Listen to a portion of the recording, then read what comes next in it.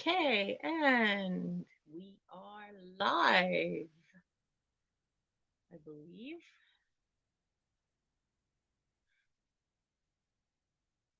Let me set up the chat so I can see who's here. And we'll see who's gonna be here since my first time back. All right, let's see.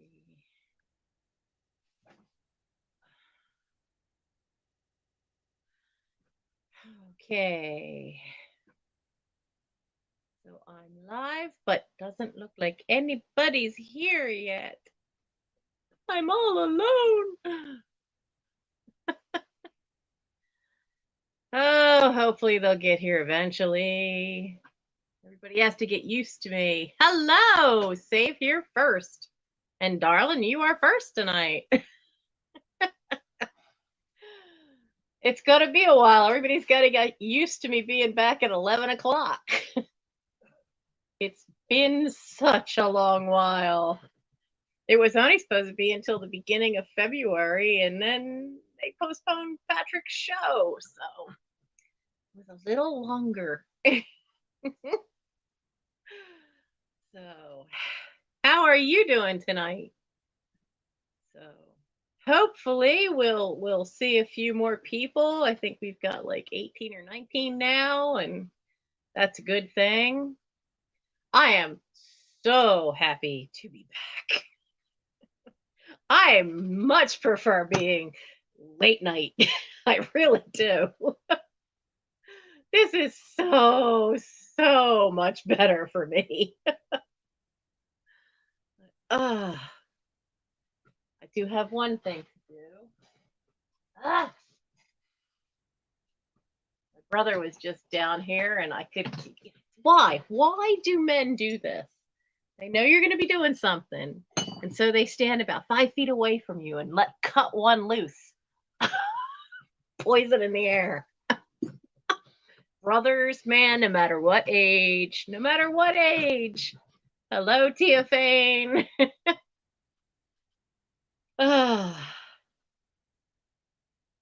Yeah, that's what I'll probably be doing after the sale is over, packing more and invoicing. I have a few things packed and I need to invoice because I thought I was going to do a lot of that this past week, and Mike brought COVID into the house because he's still working retail at a Wawa, and it seems he picked it up. And of course, then I picked it up, and not been fun. Late night's not for everybody. So don't feel bad if you don't think you can do late night. And I spent years doing community theater, and so it's just kind of used to me. I did it for decades, so it doesn't. And then I worked the night shift for 6 years at Wawa, so it's not a problem. Not a problem for me. I see Val M is here. And oh, I should give my. Is it wrong to give yourself a thumbs up? There we go. Now we have 7 thumbs up. So so are we ready for some fun tonight? Well, we're waiting for people to come in. The other thing too is like now tonight, I think Jody is still on. My back meds have not kicked in. I haven't been back to get new shots yet. My back's acting up a little bit. So there's more competition now than when I left doing night owl sales. So we'll see what we can do. Hello, Violet. That's a cool name. I always like that name.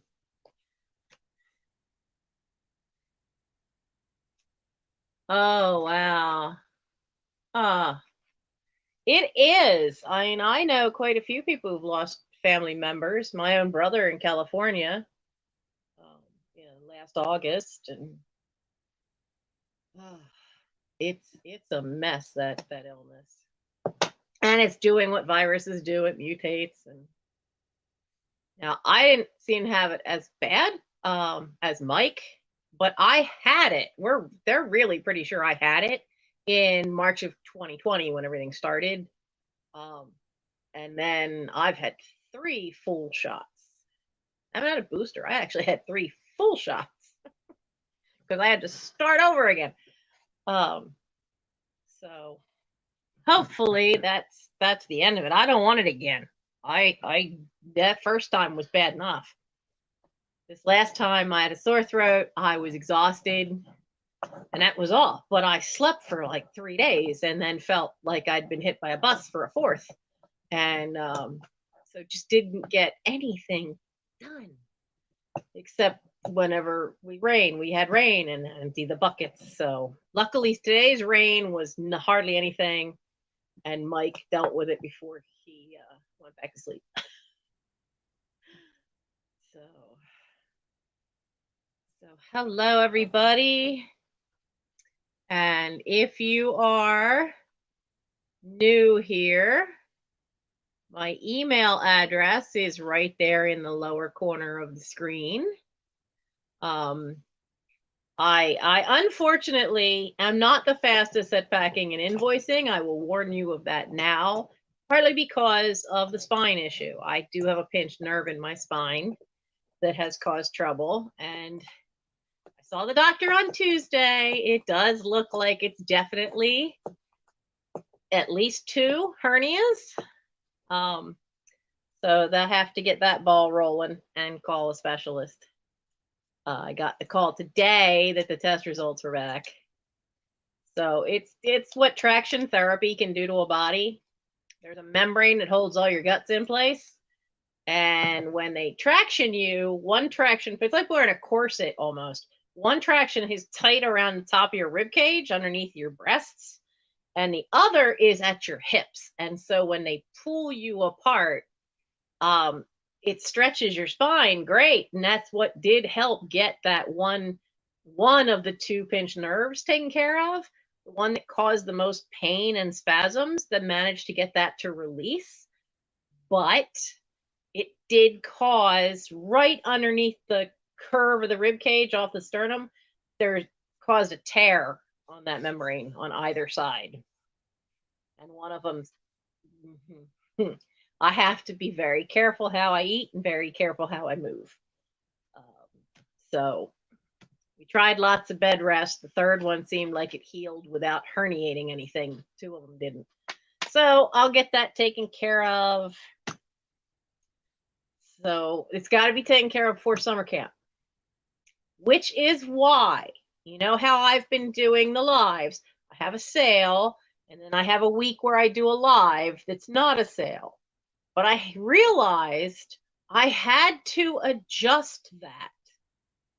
So since it's my first night back at 11, I thought I'd do the sale with my Easter stuff. But I needed to adjust it so that the sales lives were alternating, because, well, the reason I'm doing 2 sales back-to-back weeks is because I needed to adjust it because of when Boy Scout summer camp is. This way, when I go to camp, I won't be missing a live sale. I'll probably be missing a live simply because I don't know if this is a new camp to me, and I don't know if I'll have a good signal to do a live chat from camp or not. We'll see. But I needed to adjust which weeks the live sales were on. So you guys get all the fun of all the Easter stuff I have tonight. Not a huge amount, but it is some pretty cool stuff. So Grace, hello Grace. I'm back. I even made sure I have 1 owl thing. All I could find, but I have 1 owl thing tonight. Lamb, what are you doing? And I have trivia stuff tonight, just for the heck of it. And one of them that I first looked at is just way, way too easy. What wizard died in the Fellowship of the Ring only to make a rousing return in the 2 Towers? That's Gandalf. If you want to be technical, he was Gandalf the Grey and came back as Gandalf the White. See, I know my I know my Tolkien. Well, at least I know the Lord of the Rings trilogy anyway. And I know this one too. See if you guys know this one. Who performed the theme song for the James Bond epic, The Man with the Golden Gun? And she also did the theme song for another movie, which I think really is probably more well known than the song from The Man with the Golden Gun. You can put your guesses in the chat. And then I'll tell you in a minute. As I start pulling stuff out. And because I have a little bit of jewelry tonight. This is not all of it. Where is it all? There we go. Earrings, bracelet. 1, 2, 3, 4, 5. 1, 2, 3, 4, 5. Yay. There we go. So, no, not Shirley Bassey. One name. It's one word. It's a one-word name. Her other song was To Sir with Love. That was her other song. And I know that one better than I know the James Bond one. Because somewhere I may still have the 45. Yes, I still have 45 records of To Sir with Love. Yep, Lulu. You know, it's funny. It's like I didn't realize she had done The Man with the Golden Gun, but I sure knew the other song. I sure knew the To Sir with Love. CDC Vintage and Mechanical. Hello and welcome. So we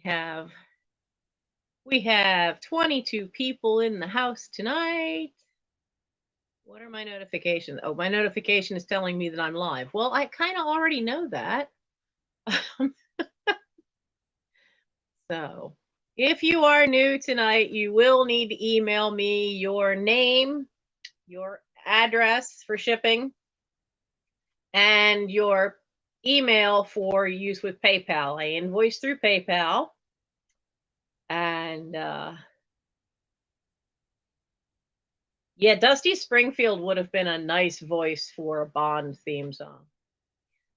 But I invoice through PayPal, and I am unfortunately get myself backlogged, which I am again now because of having had COVID come in. Part of that is, if you are new to the channel, go take a look at Black Hole Challenge and how I got this overstuffed house. And then you'll understand what I'm working with here. Behind me is what I jokingly call Warehouse 13. This is my living room. When I inherited the house, there really wasn't any living room furniture left for me to inherit. So, hi, Warren. And yes, dear, there are a few paper dolls tonight. I don't have many left, but I have some for tonight. But I got downsized out of a job at an art museum, which I dearly loved. And if you're ever in the Wilmington, Delaware area, go find the Delaware Art Museum. It is an absolute wonder. It is a little place. You can see everything in a day, but you will see Chihuly glass. You will see illustration art. You will see one of the biggest collections of pre-Raphaelite art that's outside of England. And then they have... Did I have to self-quarantine? Well, for me, with no job right now, that was easy to do. Yes, Mike and I both. But now they say quarantine for 5 days. So Mike and I both, last week I was on Trisha's on Wednesday, and then I had mine on Thursday. And we found out he came home not feeling good on Friday. And by Saturday night, we were both feeling crappy, and we went to an urgent care place and got a test on Sunday. By Monday, we both knew we had it. So yeah, we were pretty much self-quarantined and got out of that just in time to be able to be at Boy Scouts on Wednesday night. But even then, Mike stayed in the QM because he felt like he was still sniffling a little bit. He stayed cleaning out the QM closet, and I was the only one that went near any kids because I was already, I only felt kind of crappy for like three days, and mostly just runny nose and just real bad fatigue. But so we are good now. He looked at it this way: he was going to give him a couple of days off from work, but he slept most of those days, and he does not normally get sick. So let me see if I can tilt this a little more. So tonight is his first night back to work. He ended up staying out the whole week, but he's got tons of vacation time to use. So if you've noticed, I do that. I'm like, hey, squirrel, and then I go off and forget what I was talking about. So, because I'll see a question in the chat and then answer it. But when I got downsized out of a job, I could no longer afford the last storage unit. At one point, there had been 3 storage units. Keep in mind, I have inherited from 3 different estates, and they were collectors. Yeah. So the logical thing then was to take everything left from that big storage unit that was left. And I had worked hard to get it down to just 1, but it's all here and there and there, and it's stashed all over the house. But we've made progress. We have definitely made progress. So every time I do a sale, you never know what I'm going to have, because stuff here goes anywhere from stuff from my great grandparents' house down to stuff that, that might be from the 90s, sometimes a little into the early 2000s. So kind of what tonight is. And I do shop. The reason I shop, and those who are used to this channel know, the reason I shop is you guys all love your glass, and I did not inherit any glass. So I do shop to look for glass for you guys. But most of what I bring is not stuff that I've sourced. It's stuff from here. So let's do one more. Oh, they're all political. We're not doing that one. Let's do one more trivia and then sell some jewelry. Okay. Now this is the baby boomer edition of cards. So I'm kind of out of my league here because I was born in 65. So I'm Gen X. First gen, what's that? The first year for Gen X? What Pat Boone record set the record for most weeks on the charts? Now, I remember Pat Boone. I don't know what record that would be.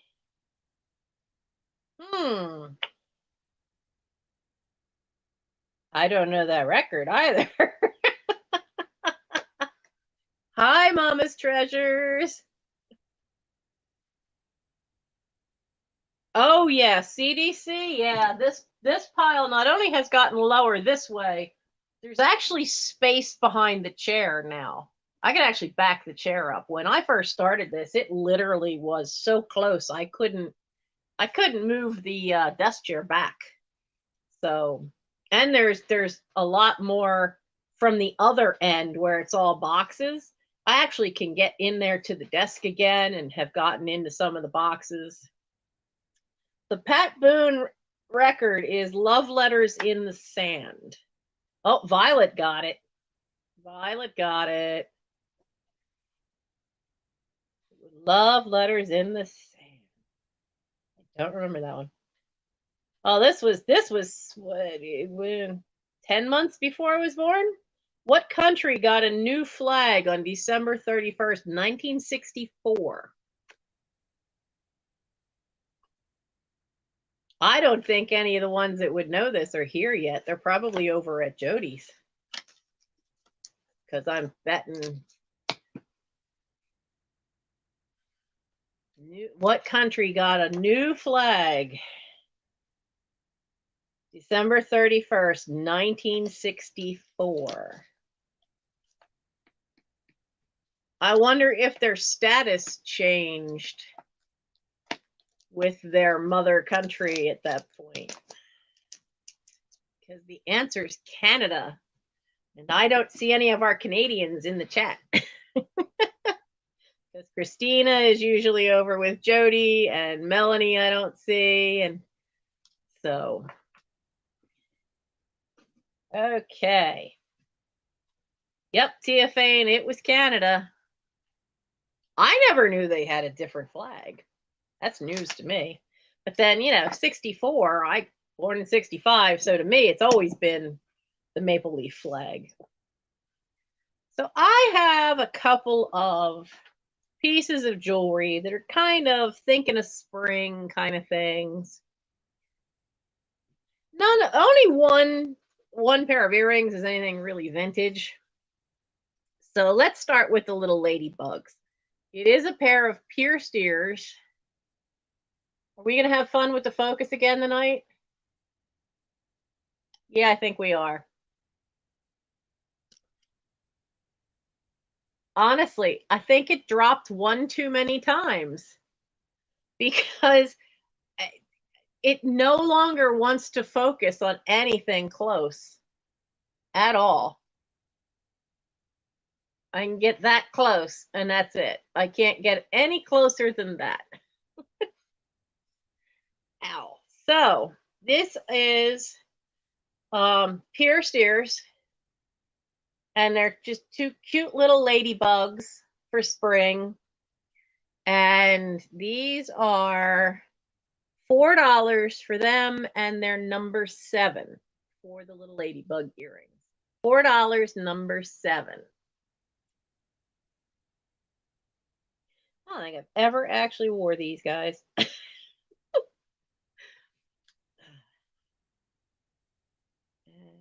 let's see, what else do we have? Did that one. I didn't measure the length on this. This is acrylic, 3-strand necklace. Now it doesn't have a maker's name on it. There we go. And I forgot to measure it. So, all right, so it's 16 inches. So it's for a small, it's not fitting my neck. I was so bummed. I had a hematite necklace I'd never worn, and I tried to put it on. I don't know what I'm going to do because it has one of those twisty barrel clasps, and you can't really put an extender on those. Warren, I see you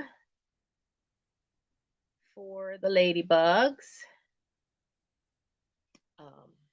And it's the same problem as this one. This is only a 16-inch necklace, and I'm not Tinkerbell around my neck for sure, so it's not going to fit me, but it is a very nice acrylic necklace with all these nice shades of green. And the 3-strand green necklace is $4, number 12. $4, number 12. I don't think you could see it, but these guys have this neat pattern to them. Almost looks floral in the center. And then we have another necklace. Where's your opening? I like the chain because it's a double link chain. But this is, I think that's also plastic. That is not a real shell cameo. But I like the little filigree wings down here are really neat. And it's not your typical face. It's a very almost Art Deco kind of face to it.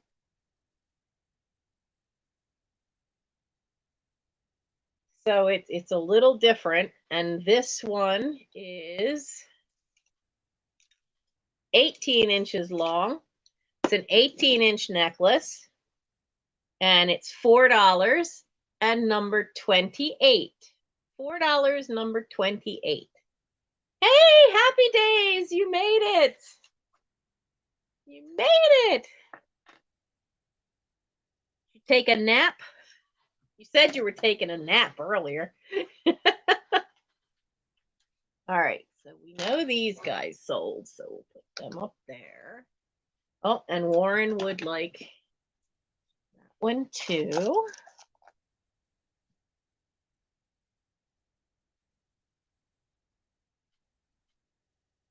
And the other thing I have is this little bracelet.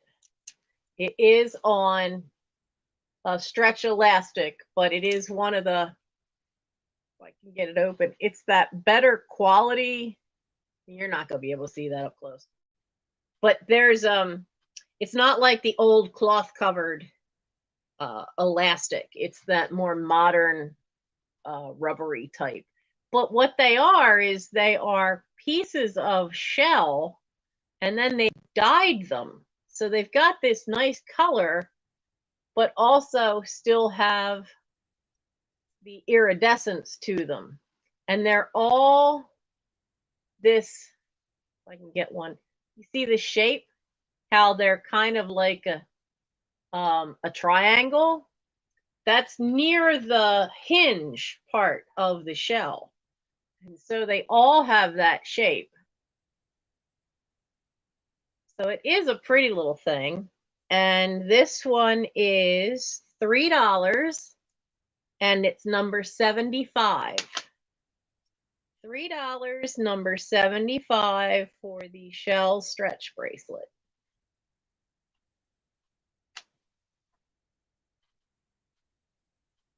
Now I have to get these open up. These are vintage, this pair. They are clip earrings. They say Sarah on the back, so I am guessing they are Sarah Coventry. And being that it's St. Patrick's Day, they kind of have that look, don't they?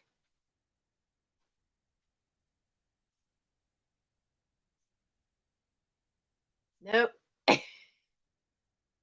Everybody says that trick works. That trick does not work. But they kind of have that clover look to them.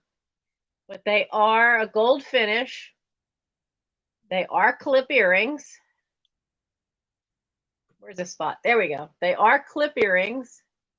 Trying to get it so you can see it against the back. So you just fold them over. And they're about the size of a quarter. They are about the size of a quarter if you wanted to wear them. But they are vintage clip Sarah Coventry earrings. And these are $6, number 46. $6, number 46 for the pair of Sarah Coventry earrings. I did not find hardly anything. Actually, I found one thing that was St. Patrick's Day, and I really liked it, so I kept it.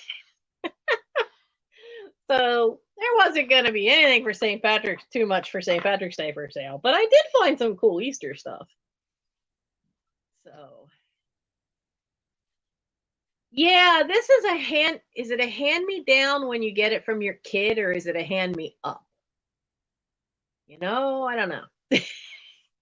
But I do know that the biggest problem is that this thing has 3 cameras facing the other way, but only the one, you know, facing yourself. And the one that faces yourself is really pretty crappy.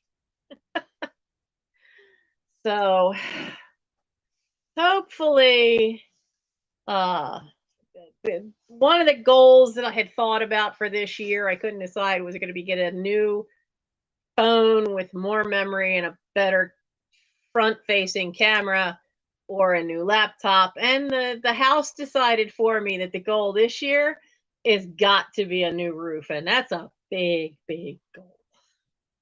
So we're gonna have to work with what we've got for a lot longer now. Okay, so clips, the green necklace, and the stretch bracelet. They're done. Now, I where did I put? Oh, back here. Oh, I almost forgot. Where's my black light? Okay, no glow. No glow. No glow on that little guy, and no glow on that guy. Okay, none of the glass glows. Bummer, but that's the breaks. So this is, hello, Mama's Treasures. This is 6 inches tall. It is crackle glass. It is a lovely little picture. I do not know who made this one. Now, when I was trying to research this, I found some that said Blanco. They don't match this. The tops are very different for the Blanco one. I found some that said Fenton. The Fenton ones have a clear handle. This has, you know, the nice yellowish. It's funny. It's like not a dark amber, but it's showing up, I think, a little darker, at least on my phone screen, than it really is. I don't know if it was part of a cruet set, because it does have the little pourer. But it is just a nice little crackle glass piece. Would look great just sitting, you know, on the windowsill with the light coming in and hitting it. Or, you know, put a couple daisies in it for spring on your table. Hello, Jen. How are you? So this is $8, and it's number 9. $8, number 9. Like I said, I don't know who made this one. I do know who didn't make it because it doesn't quite match theirs.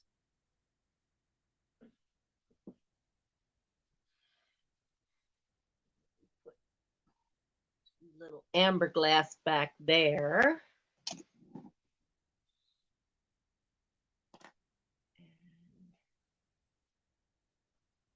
Come here, you.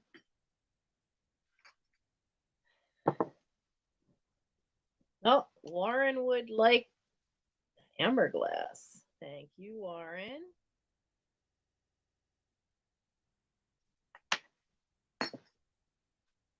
Now, I do have a pair of little bunny cups facing the other way. Now, he's got little on his little bunny butt. That little sticker says made in China. They do have a little barcode tag on the bottom. But they are just a matching pair of little blue ones. Would be cute just to have as part of your Easter decorations. These for the pair is just $5, and it's number 40. $5, number 40. That's what they have, a little swirl of blue inside as well. Aren't they so cute? And you can see from the size of my hand, they're not huge, but they are a cute little pair. $5, number 40.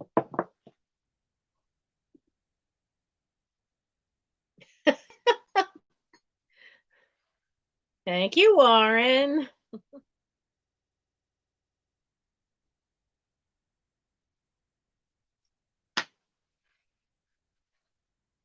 Now I have something a little different tonight.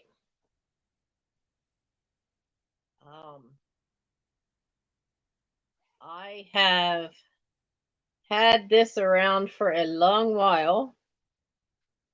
I never actually used it, but it was made from, I made this from a scrap piece of tapestry, and it's different children of the world. Now, it's not lined because I learned how to do that then. And I had made it a shorter, you can make it a long handle, and there's knots on the handle to keep it from going through. I put it through where the seam is. I was learning how to use a serger, and so to keep it simple,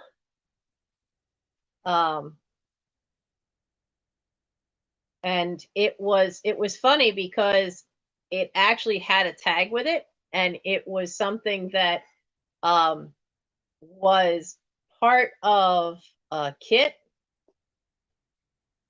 and I don't know if they're still around. It was something called Great Bags, and my teacher knew some designer there, so we got some of ones that they no longer were doing, but I still went ahead and put the thing in mine, so it still has that. But I've never used it because my criteria, if I'm going to have a purse at all, is it has to hold a paperback book, and this baby's not holding a paperback book. So I've had this since college. Mike's 27 now. So this has been wrapped in tissue paper sitting in a cedar chest since 27. So for the last 30 years. It's 7 by 6.5. And yeah, it's been wrapped in tissue paper in my cedar chest for 30 years. God, I can't believe that. I've been out of college for that long. But it is a cute little thing, and it really is so cute, and it should be used. And I'm never going to use it. I don't usually carry a purse as it is, and if I do, it's got to be able to hold a book, and this does not fit that bill. So this is I didn't write a price down based on the tapestry alone, because tapestry is bloody expensive. Oh, we'll make a deal out of it. $10 for the tapestry handbag.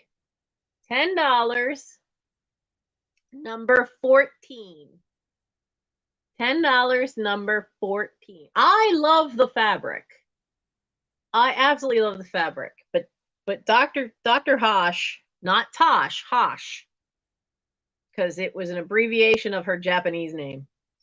And she knew so many people. We would get scraps of material, and I see Mama's Treasures. We would get scraps of material in that costume department at the university that were left over from friends of hers that did costumes for Broadway shows. So we saw some scraps of stunning stuff. And she also knew places up in New York along Fabrics Row, and she knew places that did designer little things like this. And then that's how she would teach us. You would get these things that were what they were making, and if they had done what they were going to do for a run and still had stuff left over, she would get it for us. So we did quite a few little handbags, which was cool. But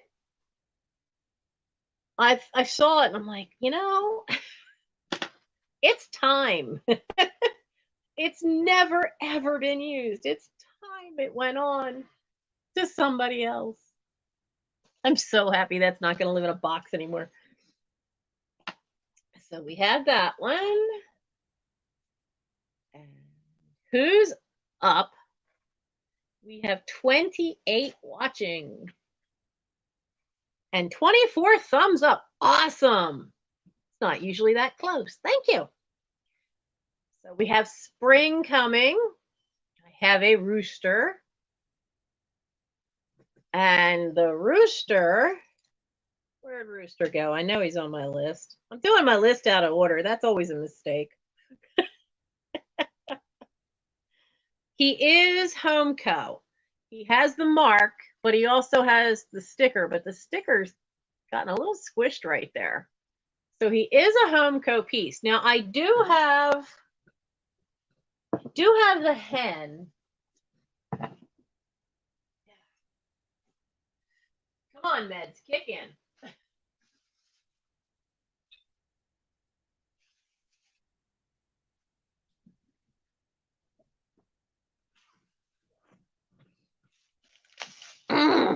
I really need those shots in my back. Hello, Christy Allen. Oh, that was very nice of Jody. Oh, the shots for my spine have completely worn off. So if you see me cringe a little now and then, that's why. That is why. And I have to call the doctor, the spine specialist, and get new shots. Now, I have a hen that matches her, but her sticker just fell off. Her sticker's Napco. So, but I was so mad. You ever be in Goodwill and somebody wraps something and then they go plunk? They wrap it in newspaper and then they just go plunk onto the table. Well, they did that and they broke off a leaf. Now, I haven't been able to do anything with that yet. I don't have the piece. There was a hole in the bottom of the bag, so I suspect the piece fell out at some point before I got it home. But she's a nice match with the rooster.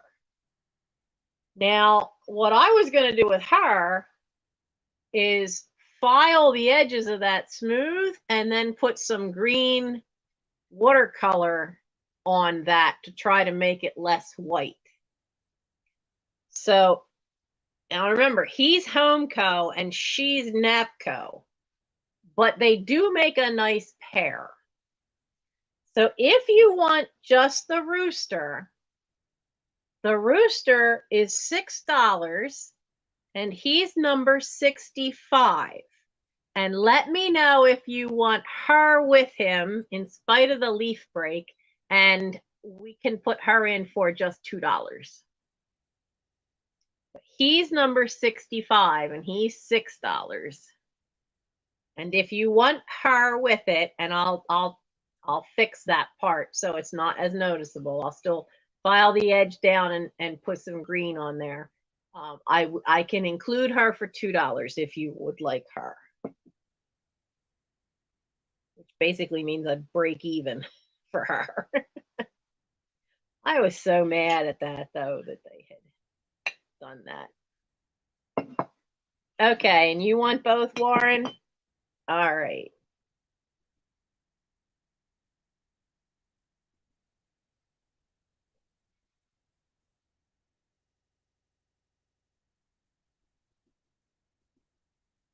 Warren's a big spender tonight, dude.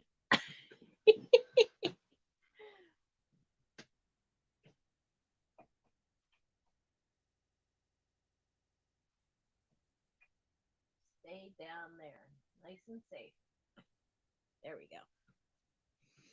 All right. Now,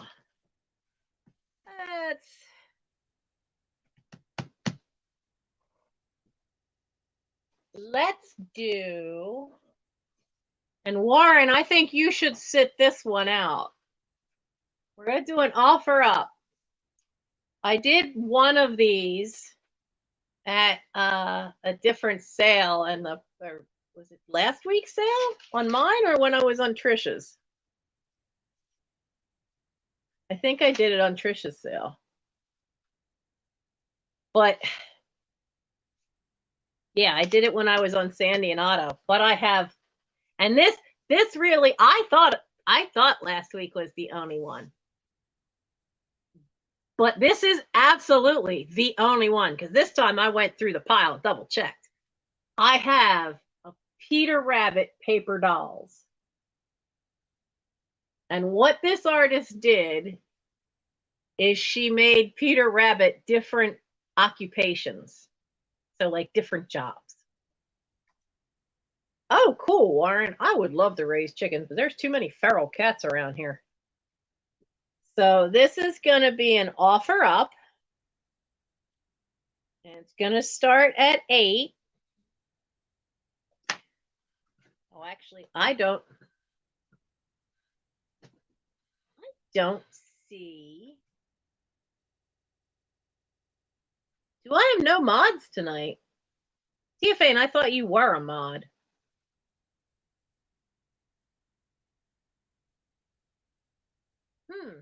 Yeah, that's a surprise. I don't see any mods in here tonight. So let me back the chair up a little bit.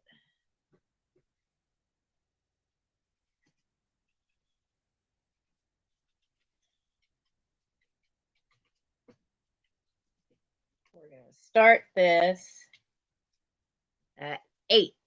There we go. So we'll do this as an offer. I like the very last one. The very last one is, and the helmet, you see that? The helmet leaves space for the ears. But he's on a motorcycle. And the motorcycle is made by McGregor. But it has the original, there you go, the original illustration kind of look. And then it's got all kinds of different things for I like the old school fireman with the brass helmet. The astronaut cracks me up because, you know, got the ears through the helmet. Warren, you already have one of these coming to you. You have Super Bunny. This one, I didn't realize this one has a Valentine. This is a Valentine box of candy. And there's the knight. I do like that some of these are actually girls. You see that one? Some of the outfits are ones that are could be girls. I do like this one because it reminds me of a photo of my mom's father, because he used to have a raccoon skin coat and they lost it when the gin joint they were singing in got raided.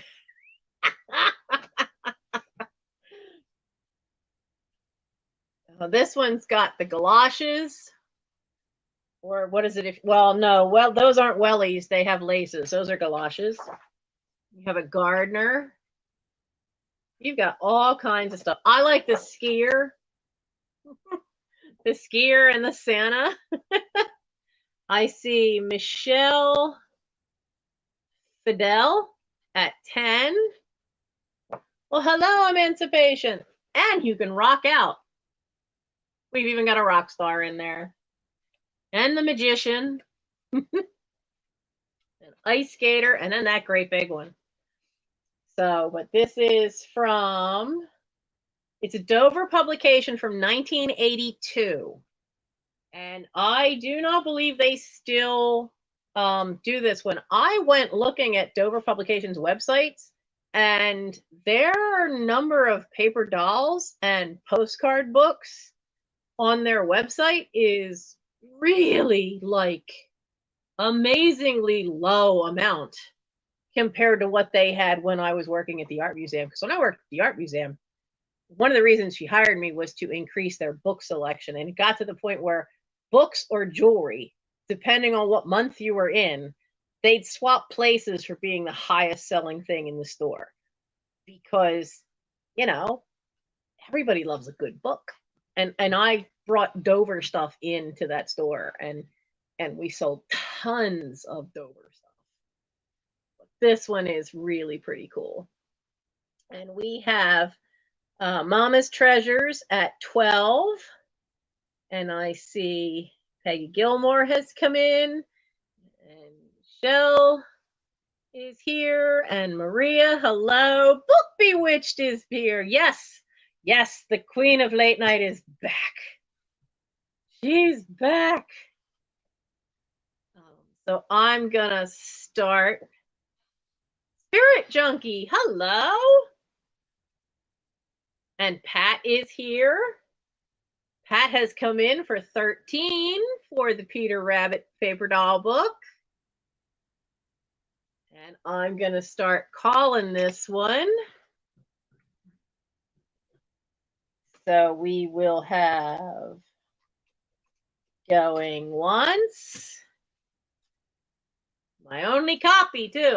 This is it. There's not going to be any more of this one. And right now it is with Pat at 13.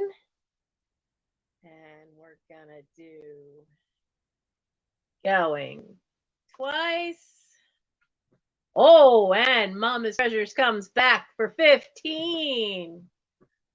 Sliding right in there. And we are going to call it sold. And it is Mama's Treasures.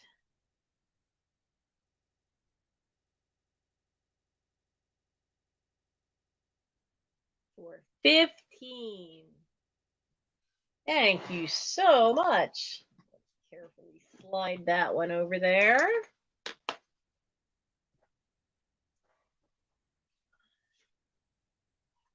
I have 2 other paper doll books. So why don't we do all of them now?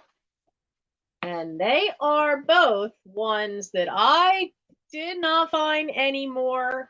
They are 1 each that I have.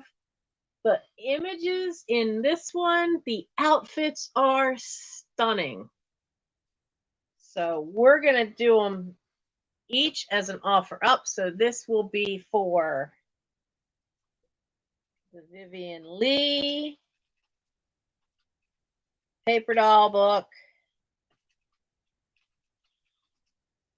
And we're going to start this one at 8.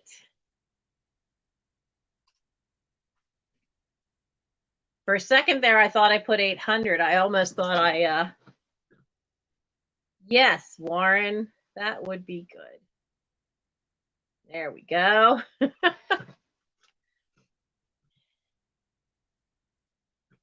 The name of the doll, oh, her.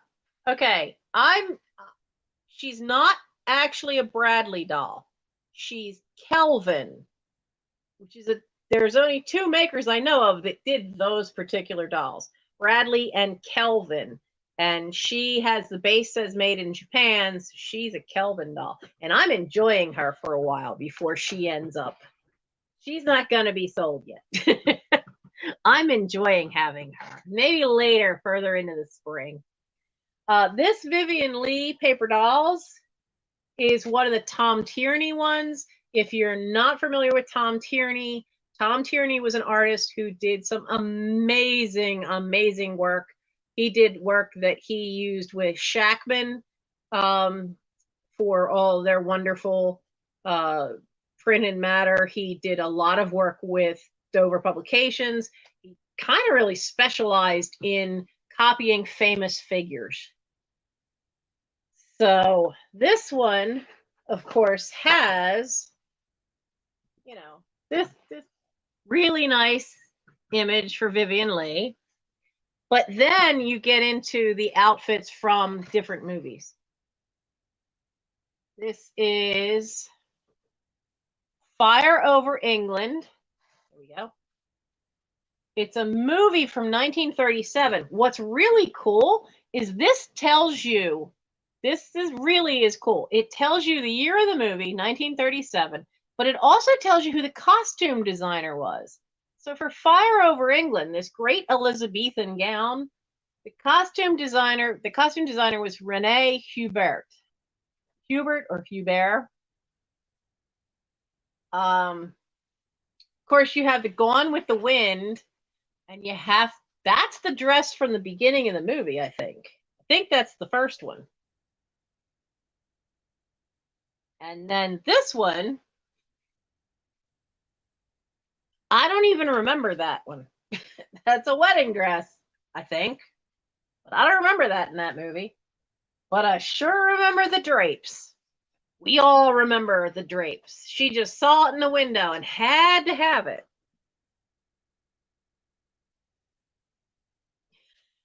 We all remember the dress made from the drapes.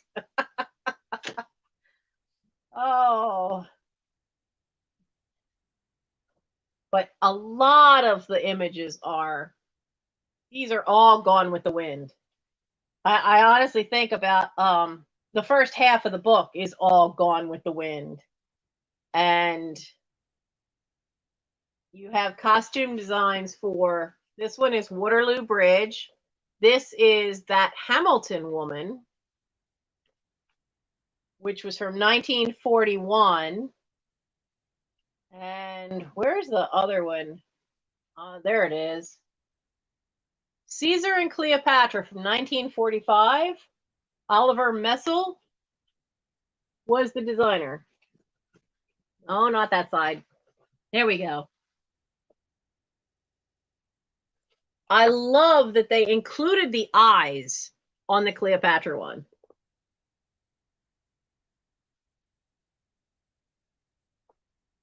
Aren't they cool? Oh, Spirit Junkie, yeah. Now this particular one, does it say it on the back? It advertises some other one. They did Rudolph Valentino paper dolls? I never saw those. This is a Dover publication. On the back cover, it says 1981. Yeah. But it, honestly, Dover hit a massive heyday through the 80s and 90s doing paper dolls. They had some gorgeous ones. I like these from Anna Karenina.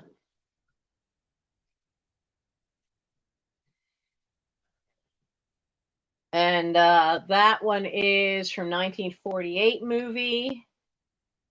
They have two costumes from A Streetcar Named Desire, The Deep Blue Sea. It is just amazing. And I see Warren at 13. And then you get to 1965, you have Ship of Fools. I like that one with the white fur. The Roman Spring of Mrs. Stone. That's 1961. And that's the last ones. But the whole front half of the book is, once you get past the first 2 pages, then it's a lot of Gone with the Wind. And I really kind of understand why, because it's probably the most known movie for Vivian Leigh, as well as the fact that those ball gowns are hard to get to fit 2 of them on each page. So you're really making up for the fact that you can't, it's hard. You know, these have smaller skirts. They could fit 2 on a page.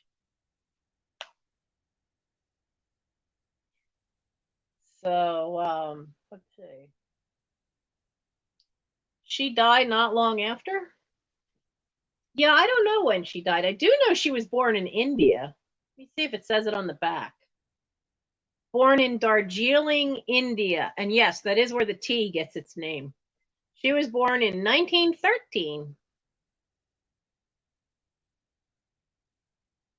I think I had relatives born in 1913. I lose track. There were 9 kids of my great great grandparents. I knew the oldest. The oldest was born in 1900. But that's it's a great book. And I see Warren is up to 15. It does though crack me up that none of them have the eyes except for the Cleopatra one.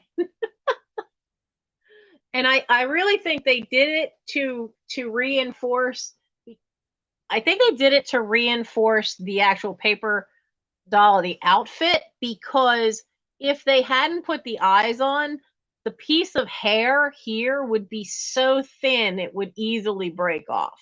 So I think that's why they did the eyes on that one. That's the kind of detail I've seen with Tom Tierney paper dolls. He will do things to help make sure that there aren't really, really, really thin pieces of paper that are more likely to break with use. So died in 67, only 53. Wow. Damn, that's young. I'm not that young. I got 3 years on her. So I see Warren is at 15. I'm going to start counting that one. If I don't lose my mouse. Almost knocked the mouse on the floor.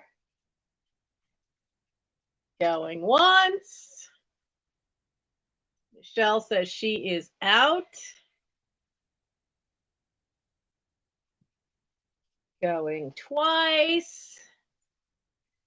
I think it was down to just Michelle and Warren. So sold. Okay. We all know Warren loves his paper dolls. Warren does some cool stuff with them too.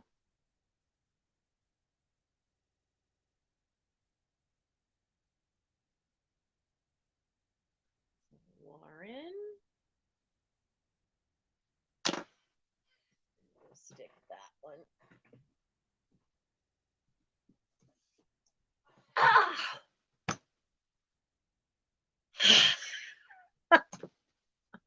Ah. Certain tilting, stretching certain ways, just small of my back goes, what are you doing? All right, let's do the last paper doll book. And this is the only one I had. I deliberately hung on to this one till we got to Easter. Not because it was a rabbit, just because it was a little cute critter. I have Victorian mouse. Aren't they cute? Aren't they so cute? This is from 1986. Ah, come on. Don't break during a sale. The tray that this keyboard is on giving me trouble. All right, so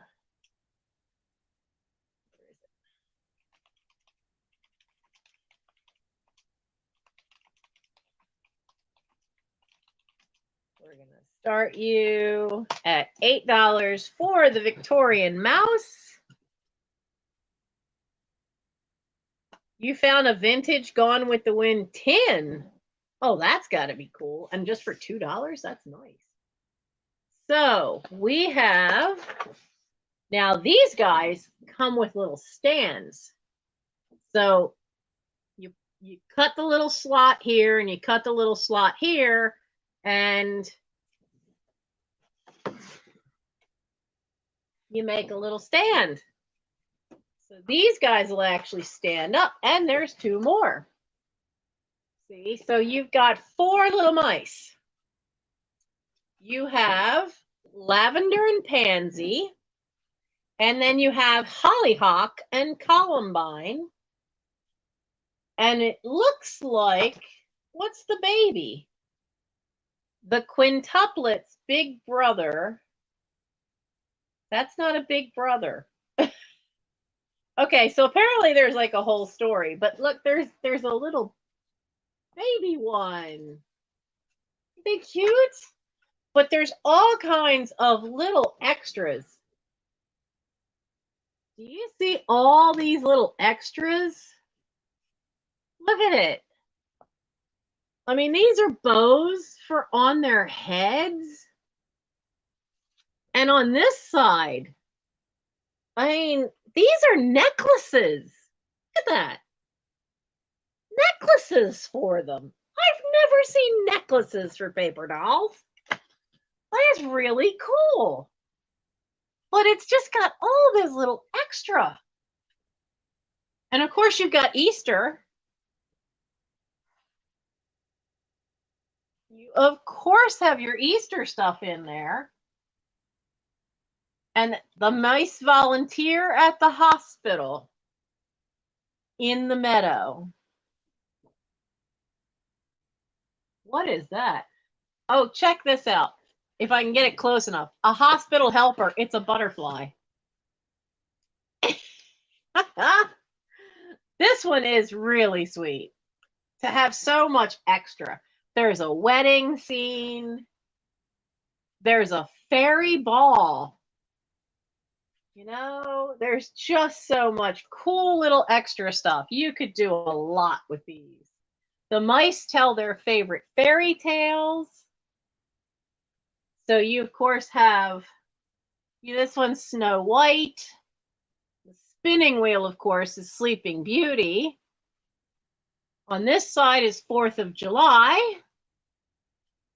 So you've got a couple holidays in there. Easter, 4th of July. The mice have the first day of school. They have the country fair, which is the side with the merry-go-round horse. And the merry-go-round horse, some of these pieces in here, the reason it has this great big square is so that there's a line here that you fold it so it should stand up on its own. So this is just loaded with stuff. Now they have, what's this? A folk dance and a visit to a castle. So there's your folk dance. And that's your visit to the castle is on the other side. Really? No Christmas? Oh, there it is. Christmas.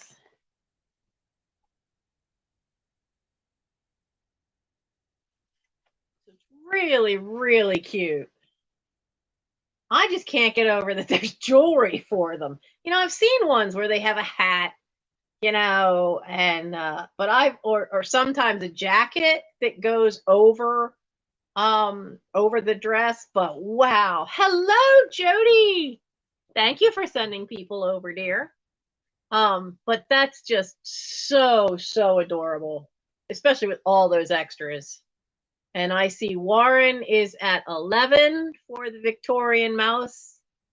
And the artist for this one is Crystal Collins Sterling. And that's not one I know, but looking at how she's done these, there's a lot of little detail to these images that I can't get this thing to focus close enough to see. Like when they did the bride, you can actually see that the wedding veil looks like it has like little holes to make it look like a veil, like netting. And it's just some amazing little details. So it's pretty cool. So let's see. We have Warren as at 11. And I'm going to start counting that down. Hello, all in the attic treasures. We have going once. So yeah, Jody, I am so thankful you send people over because I've got to kind of rebuild because I was gone for so long when I switched with Patrick so he could go do his community theater show.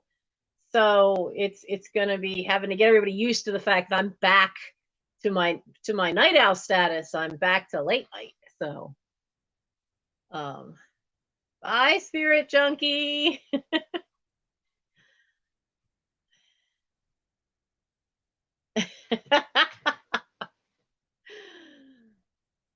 Jody, what movie are you trying to get him to watch? Let's see, where were we? We were with Warren at 11. We're going to call going twice.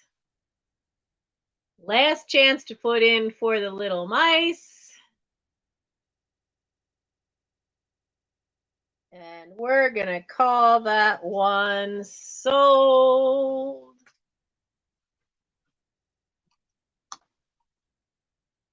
Oh,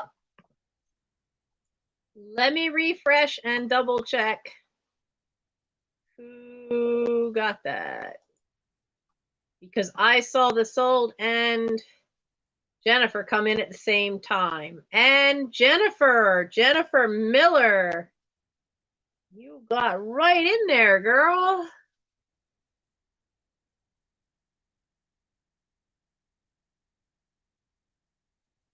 Woo.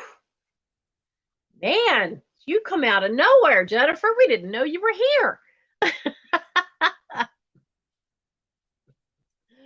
Oh, Spirit Junkie, if you're new, so you don't know, I will give a brief rundown. I inherited 3 estates. Now it's all stuffed in one house, hence the name, Thisoverstuffedhouse. I do have a video how I got an overstuffed house. That's part of it is all behind me because when I got downsized out of a job and had to empty the last of 3 storage units, I got it down to just one left, and then it had to be emptied. So it had to go somewhere. So my living room is now warehouse 13. I don't have any furniture in this anyway, so yes, Jennifer's being a sneaky sniper. That needs to be merch. A t-shirt that says I'm a sneaky sniper. I don't know how many people would wear it because they might not want to have to explain it, but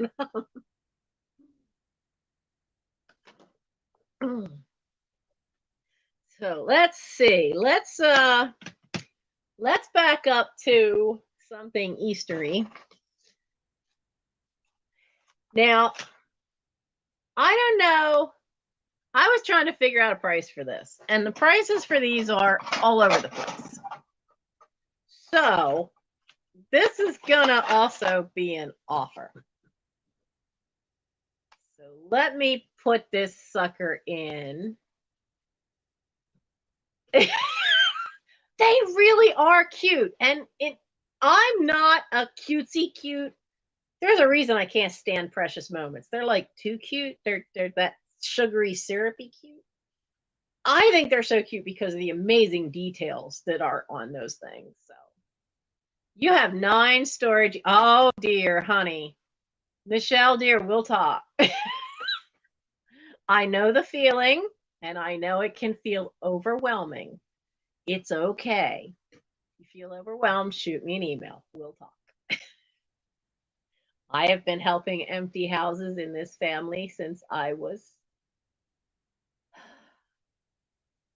oh Lord. Well, let's see. One house was emptied the same 2-week period that I had my senior prom and the show I was in.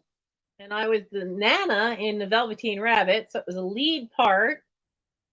And the prom got postponed for some reason by a week. There was some mix up. So in a 2-week period, we were starting to empty a house. We had the funeral, we had the prom, and I had the show at Young People's Theater Workshop. So yeah, I've been emptying houses for a long time. Oh, hon, my email is right there in the corner of the screen. I completely understand. That's why I have a black hole challenge. Now, I did have to stop it because I hurt my spine. Not doing that, but I fell in the yard. That's a whole other story. But we can. Good night, Warren, and thank you for being here, darling. So we'll talk. If you ever feel overwhelmed, by all means, shoot me an email. I have learned a lot in the time I've had all this. And knowing you're not alone, there's a lot of us out there that are inheriting stuff from our parents or, from siblings sometimes or aunts. So yeah, don't worry. You're not alone. And it's okay to be overwhelmed. Just remember to take a break and breathe. Now, this is what I was going to start typing. I have a cake mold, but I don't know whose. I know it's a lamb. So we're going to do this sucker as an offer up. And we're going to start it at 10. Helps if I hit enter. So this, it's aluminum. I think his nose looks like it seems a little short to me. But this is the paperwork. Now the paperwork has gotten a little crumpled. When I found that it was in a plastic bag, the plastic bag was probably the original paper bag, but having been in the pantry up on a shelf, the plastic bag was kind of nasty, so I threw the plastic bag away. I'll put it in a clean plastic bag. It has recipes and instructions for making a lamb cake on the back. It has baking tips for it, how to even store it. Now, it does say that you can use this for cake or for Jello. Now, it does open up. This is not the kind that has the part that locks together. There were no clips on the instructions. There doesn't seem to be any clips. It seems like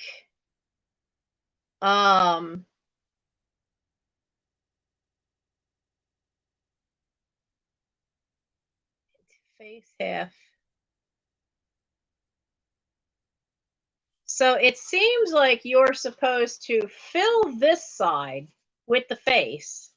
And then once you fill this up, then you put this on top. And that's how you bake it. And as the cake rises, it's supposed to take on the back of it. At least that's what this is telling me. I've never seen this used in my lifetime. Mom, nah, I guess she gave up on it. Or she inherited it. I don't know. But it is pretty cool. And even if you just like had it like this, you'd have this neat little thing as a display in your kitchen for Easter. So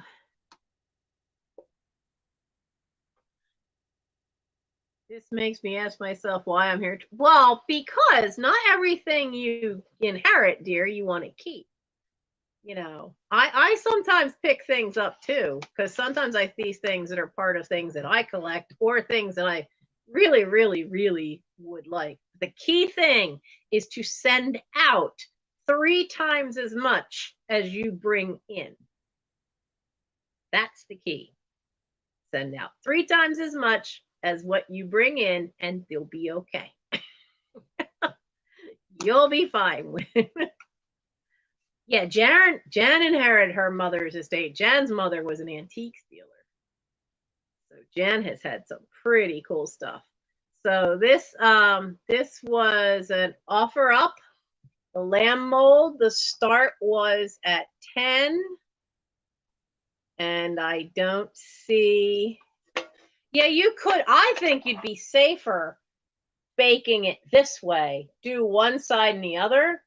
And then, because then you could then just put them together, you know, put the halves of the cake together. But because I know somebody whose mother used to do that. You know what her trick was? Straws. When she put her halves together, when she did hers, she used to take the 2 halves of the cake and she would put straws. Just, they were, I don't remember them being plastic ones. I think she had old paper straws, and she would put 3 of them across the body and then 1 in the head. And then she'd very carefully like get the 2 pieces together and then ice the cake. And that's how she made hers. She always did hers with it open like that. She was the only one I knew that ever did it. But this still would make a pretty cool thing to have, you know, in your kitchen for Easter. You could have it as a decoration for Easter if you didn't want to actually try to bake the cake and have to decorate it. It looks like when they decorated the one on the picture, I don't know how they did the face, but it looks like they covered it with coconut. But there's no date or anything on the paperwork, no date or name on the mold. So it was starting as an offer at $10, and I don't see any takers. So I'm going to put that back over there.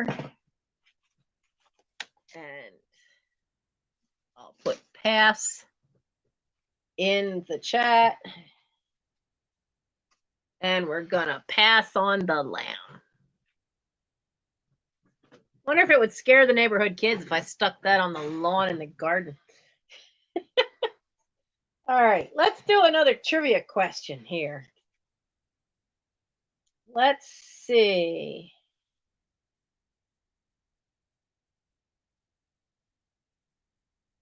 I don't know any of those. I should not have picked the baby boomer edition because I don't know any of this. Who was the band leader on the Gong Show? I remember the Gong Show. I don't have a clue who the band leader was.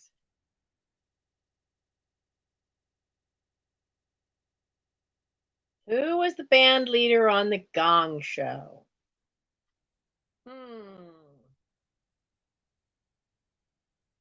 I don't know. Does anybody know that one?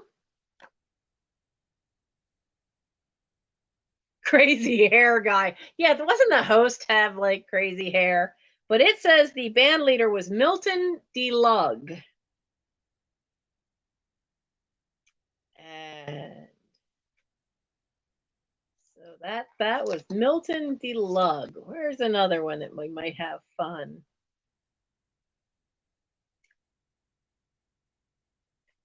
I remember this. Now, mind you, I don't know if I saw these as reruns or if I saw the original airing because I was pretty young. Who habitually claimed God'll get you for that? And if you need a hint, that's probably what she was most known for that show. And then years later was in Golden Girls. But in the first show we all probably knew her from, she was always telling people, God'll get you for that. Yes, Jennifer Miller got it. I remember Maude. I remember that. My father hated that show. My mother loved it. Tells you a lot right there. Boy, does that tell you a lot. Okay, here's a music one. No, it wasn't Betty White. It was Maude.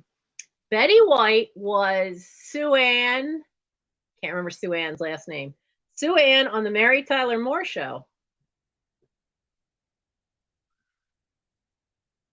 See, Melanie knows. Melanie knows the same thing. She has a lot too.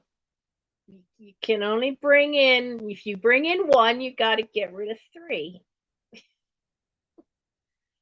Who was or what was Motown's first successful girl group? What was the first successful girl group for Motown? I remember their music. Probably because Steve played a lot of music and a lot of Motown. And so I remember them. But then I know music even from the 40s. I was at a cast party and they were playing. No, it's not the Supremes. Got to go back a little further. Not the Supremes. Not the Ronettes either, but good try. But no,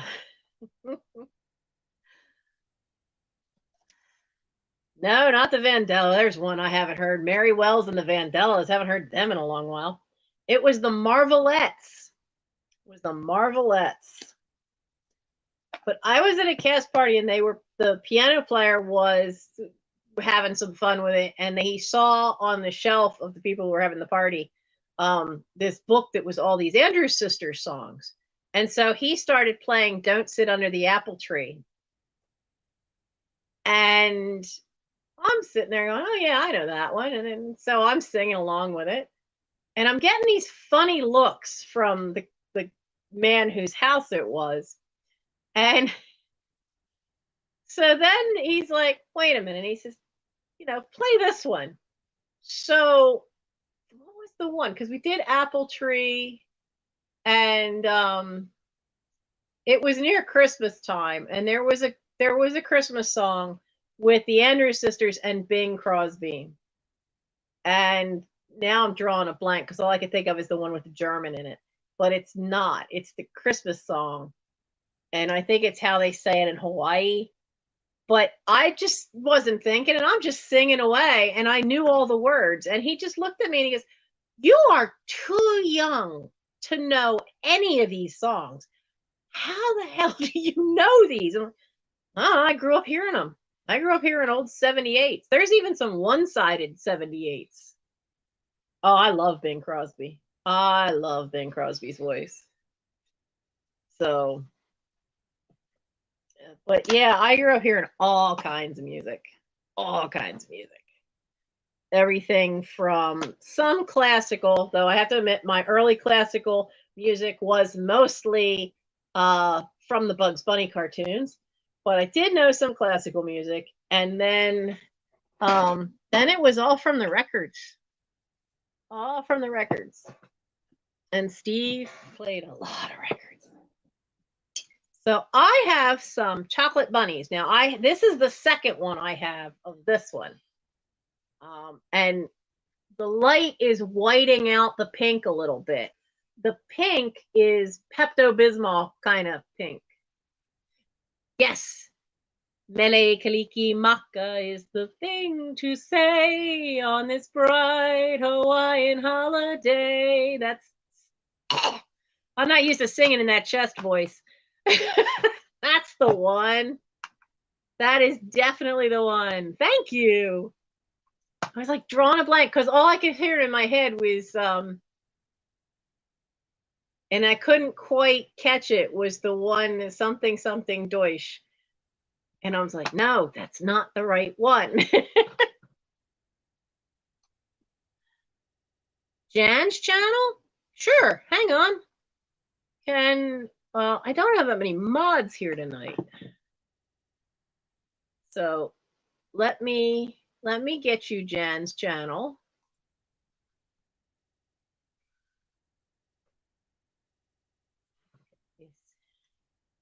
Antiques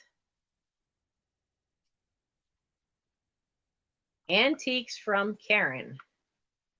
Because Karen was her mother. And I'll put the link in. Oh, Melanie got it. Thank you, Melanie. So yeah, she had inherited from a mother who was a hoarder, and she was an antiques dealer. Her mother was. So there is some amazing stuff she has found. But I've already been through going through the packed hoarder houses. I'm at that other end where Jan's not at yet, where, you know, the houses had to get sold, so stuff got packed in boxes. And in one case, there was a massive book collection I inherited, so everything got shoved into boxes. I didn't pack all of those boxes. So occasionally I'll open a box of books and there'll be other stuff wedged in. And it has been amazing that some of the glass and porcelain stuff I've found in those boxes didn't get broken because they were just kind of wedged in there. So yeah, she's not quite to the point I'm at yet, but she also has, while I have this amazing eclectic hodgepodge, and not all of my stuff is super old or antique. Her mother being an antiques dealer, her stuff is some really beautiful choice stuff. And the glass she has found, and chalkware lamps, and she has found some stunning stuff in that house. And she's still working on it. You know, she's still working on it. So this guy is going to be a straight up price. Yep.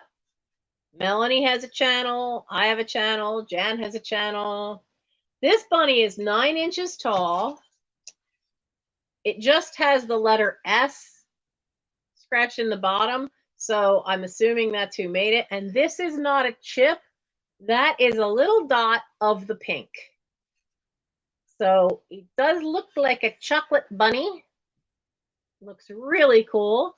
Great for your decorating for Easter, but I wouldn't try eating the ears off of this one. So this large chocolate bunny is $8 and it's number 37. $8, number 37, and you can have the ceramic chocolate bunny for your Easter decorating.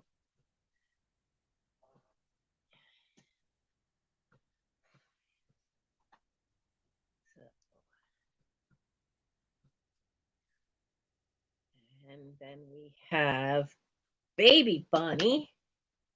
I have a smaller one. Now the smaller one has a little yellow flower and little yellow eyes. And this one also has an S on the bottom. And he is just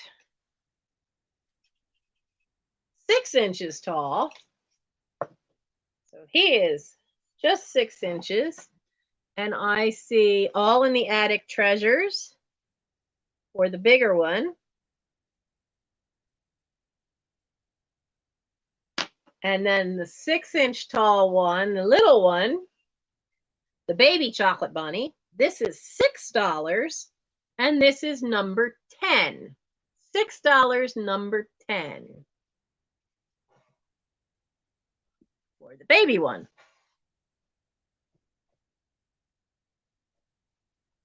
Let's see. Dusty Moose Vintage.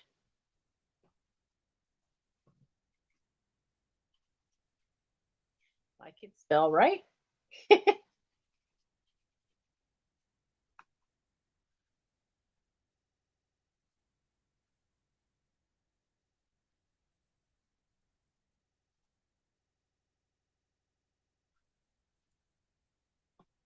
There you go, Dusty Moose. Now you got another sub from me.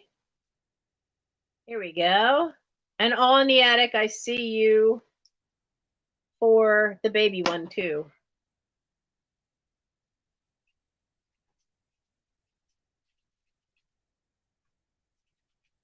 Dusty Moose Vintage channel. And as far as getting tech savvy, I can't even make a decent thumbnail because I don't know how to do it. That, and I don't have, like, this laptop doesn't even have Windows Office on it. So that kind of limits some things too, because I don't have the fancy software and no chance of getting any decent software now. Now that my roof decided to think it was Persephone's spring trickling water into the house every time it rains now. And I got to get that raccoon the hell out of my attic. That was real fun. I now know it's a female because it's shredding up boxes in my attic, because it shredded one right by the door of the attic, which means it's female. It's nesting. I don't want a pregnant raccoon in my attic. This is not good. And we still haven't figured out where's the little bugger getting in. So, oh, and thank you for subbing to me. Thank you so much. The last time I looked, I was at 1,085 subs. Yay! Now that I'm back to late night, maybe it'll grow a little faster again. Now, let's see. We did our bunnies. We still have, I did the blue. I didn't do the green. I have, hello, Auntie Christy. I have another pair of the little egg cups. They are made in China. They are ceramic. They are little green ones. They do still have their little barcode sticker on there. And these cute little egg cups for the pair, it is $5 and it's number 19. $5, number 19. Little bunny butt. Look, they have little bunny butts. $5, number 19 for the 2 little green egg cups. Hey, Fiona's here. So, yes, welcome back, Night Owls.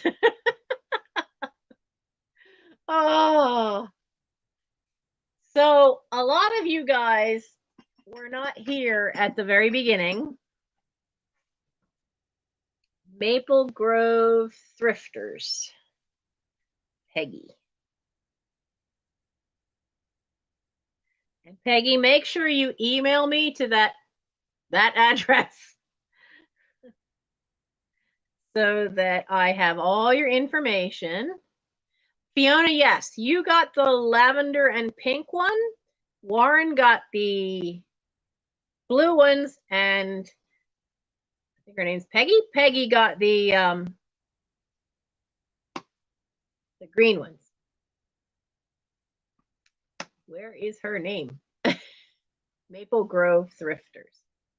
Yeah, for those that are new here that weren't here at the very beginning, I do need you need to email me your name, your address, and your PayPal email. And that way I can get you invoiced. Shipping is not included in my prices.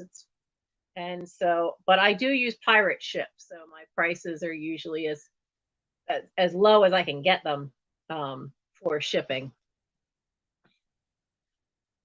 No, the blue ones, they look just like yours, but the blue ones did sell, but they're going to Warren. Warren got you for that one. Got them.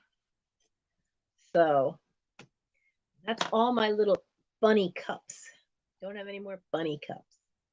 I do have an old Easter egg book.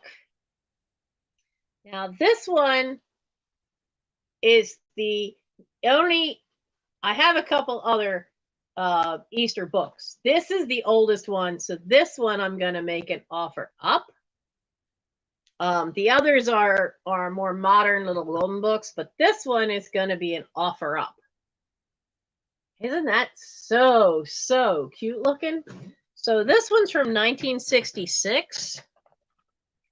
And so this is going to be if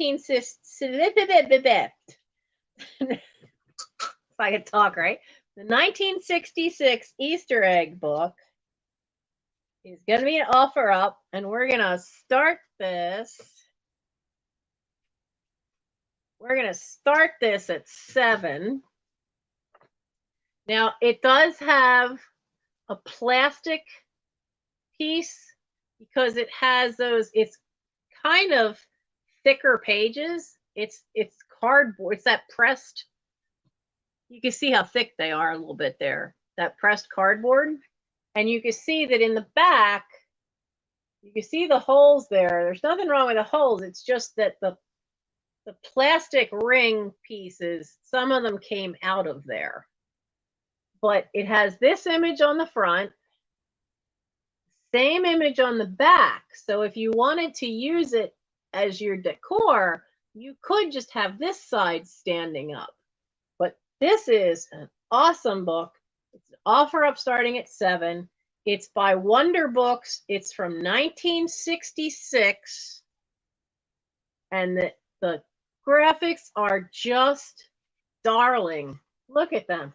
And because it's an early kind of board book, it'll stand up. If you just V it a little bit, it'll stand up on its own. So, during Easter, every day or two, you could just turn the pages and have a whole new backdrop in front for your little decorations. Isn't that just awesome? That is so cool looking. And it is a great vintage book. And now, you can see that the cover has had some wear and love around the edges, but it is so cool. And the images inside are just absolutely wonderful, really full of bright colors. There's no marks on the inside. There's no writing or anything. It's an awesome little book. It's an offer up. We're starting at 7. It's from 1966, so the thing's a year younger than I am. So, but each little bunny is set to create their own little one. This one talks about orange and carrots. And Throckmorton wants his egg to be a deep blue as the deep blue sea.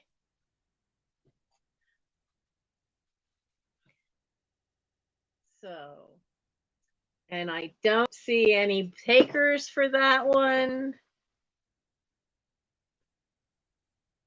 Yeah, I started it at 7 and I don't see any offers.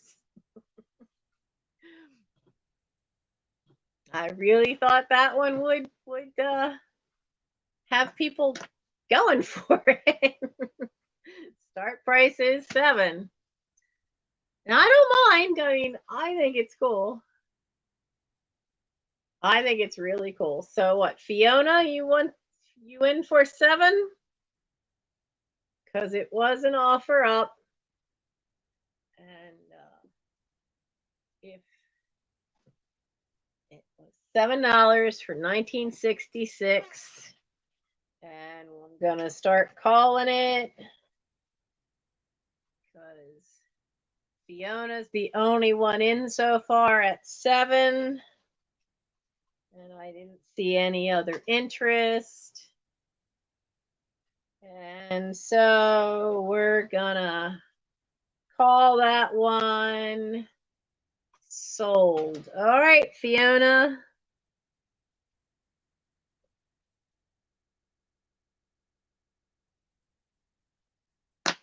Now, I have a bank. I actually have 2 banks. This one has a little sticker, says made in Japan, has its little stopper. Now, its stopper was that early kind of not, I don't think it's vulcanized rubber, but it doesn't seem like it's plastic. It's some kind of rubber, and it's getting hard. So I'm not trying to take it out of there because I'm afraid it will crack. But this is a really cute ceramic bunny. She's got her little apron on and a patterns to the dress underneath. She has her little basket. She has her. Okay, don't tilt like that. Let me pull the chair back in. I pinched a hernia. Okay, we're good. Hello, Leanne. So it does have her slot in the back for coins. The only spots on her is you can see there's a little scuffing on the back of her head and a little bit right there. But the front of her is great. There's no problems with that at all. She's such a cute little bank. Now she came with the apron on her. So I don't know if that is original or if somebody put that on later, but it still looks really cute. And she is I'm okay. The traction therapy caused 2 tears, well, caused 3 tears in the abdomen, and 2 of them decided to herniate. And I've been babying it along since the last week of December. But 2 of them they just aren't healing. They herniated. So Tuesday I saw the doctor to get the ball rolling, to get them fixed. So at some point, but you know how it is. You got to go to your primary care. You got to get referrals. You got to get, and each one's going to want tests all the way along. So I'm okay. I have to be careful and make sure that I don't lean forward and pinch it sometimes. So, and to take the naproxen for my back, I had to eat. So that doesn't bother my system. And I think I ate too much protein. You have to be really, really careful of what you eat. And I think I ate too much protein because I had a hamburger and that's kind of dense. And yeah, I'm trying. This is my year where I am determined. I spent most of last year being hurt, walking with a walker, then walking with a cane, not being able to bend, not being able to do a heck of a lot because I had 2 pinched nerves in my spine. So I am determined that this year I am getting all the health stuff taken care of. I'm going to get this cyst taken care of that's on my head, get rid of that. That's the plan. And meanwhile, because I can't even begin to look for another job until I get some of this stuff taken care of. Because right now I can't lift more than 10 pounds. if it's not bothering my spine, it's bothering the hernias. So keep me in your prayers that this is the year. I figure out that the last 2 years, 2022 owes me. We're going to make it happen. That's what's going to happen. I have a lot to catch up on this year. And my house decided to expand the leak to the point where we had that bad rainstorm that went from Pennsylvania all the way down into the south. I had water coming through not 7 feet away from me, coming down my wall on the first floor. I'm not a happy camper. So I got a lot to do this year. So our little wonderful bank, she's 8 inches tall. She is such a cute bunny. She is a bank. You don't have to use her as a bank. She just makes a nice little decoration. She does have pink little blobs that I am assuming are eggs. So the bunny bank is $10 and she's number 47. $10, number 47. Bunny, bunny, bunny, bunny, bunny. We don't have any more bunnies in my neighborhood, not since the fox moved in years ago. Fiona. Now I have one other bank, which is what I used for the thumbnail for tonight. Now this is made by Royal Dalton. Now, Royal Dalton for the Bunnykins changed their logo. It has 3 little bunnies playing around with the Royal Dalton logo. This is a Bunnykins piece. Now, Bunnykins is anthropomorphic bunnies. So they always show them doing people-like kind of stuff. Now, this has a row of bunnies running, and then it has a bunny with a cart. I think there's eggs in the cart. Either that or there's some wonky looking mushrooms. But he's got this cool bicycle cart that's got 3 wheels, so it's a tricycle. And then it does still have the original plastic stopper. Now it does have inside, that's inside the lip. You can see how it's not even. So there's a chip inside that part. But if you're using this for the bunny side of it, for decoration, it is still fabulous because wait till you see this. There is a crossing guard. There's a mama rabbit with a bouquet of flowers. There's school kids. There's this same one. He's on the street. There's a teacher ringing the old school bell. Look at this picture.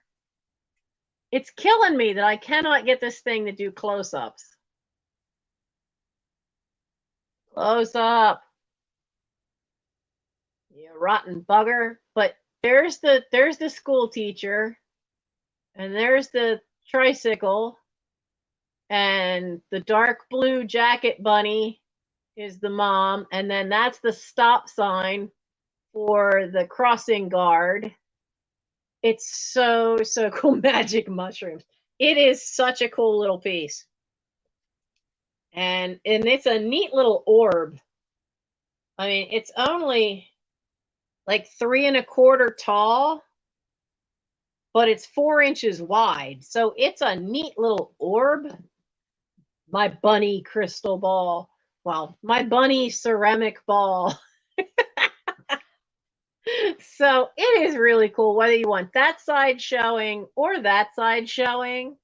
It really is a cool one. And Royal Dalton always is good quality. The only thing I could think of is why that would have a chip on the inside. Like when you have to tilt this to see the chip. And it's literally on the inside of the bank. So the only thing I could think of is somebody was too dense to pull the plug out and tried that trick of putting a straight knife. You put a straight knife into the slot and then you shake. And that's the only thing I could think of how they would even begin to get a chip in there. It's just such a weird place, but it is such a cool image. So this is the Bunnykins Bank. And I've seen what the prices are. But I cut a good bit off the price. Most Bunnykin stuff is pretty high up there.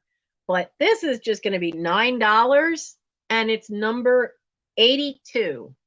$9, number 82 for the Royal Dalton Bunnykins Bank. I do like those little guys. $9, number 82. Maple Grove Thrifter.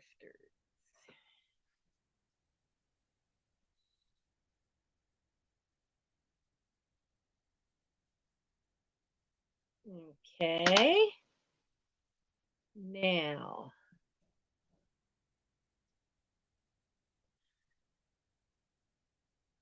what do I have left for Easter stuff? Because I still have that big piece of glass. We have 48. We got to get to these 2 pieces of glass. So you know what? Let's do both of these together. Now, one is new. One is new, has the barcode. It's the Golden Egg Book. The original was done in 1947, then it says 1962. This is, you know, is a modern reprint. It's got the barcode. It's also got the, when you see enough golden books, you will learn how to date them based on the illustration and the shade of gold. I would say this book is from sometime after the year 2000, based on this part. But the Golden Egg Book is one that has gone back for a lot of years, and it's in beautiful condition. The pages are still crisp. The binding's still tight. I don't think it's ever been read. There's not a mark in it. It's in fabulous shape. So the Golden Egg Book, this one is $3, is just $3, and it's number 11. Well, I saw what the other one was and how old it was. We're not going to do them together. We're going to do just this one, $3, number 11. That one is in great condition. And then there is a vintage one. This Little Cottontail. And you can see this one has more detail and a lot of chickens and insects on this. Okay, so I see Fiona for the other one. Now, the problem with the cover in this one is lifting off. And there's some wear to the edges of the covers.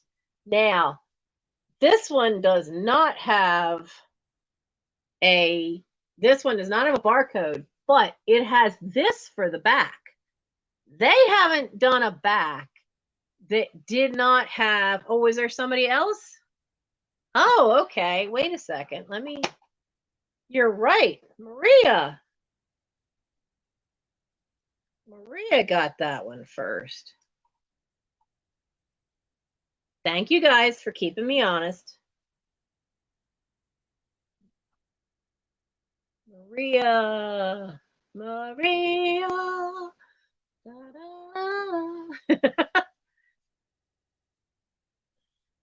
California, here I come.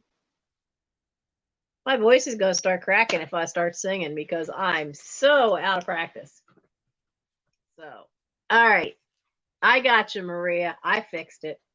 But this one is so much older because it doesn't have the big half circle or the big oval of characters around the edge.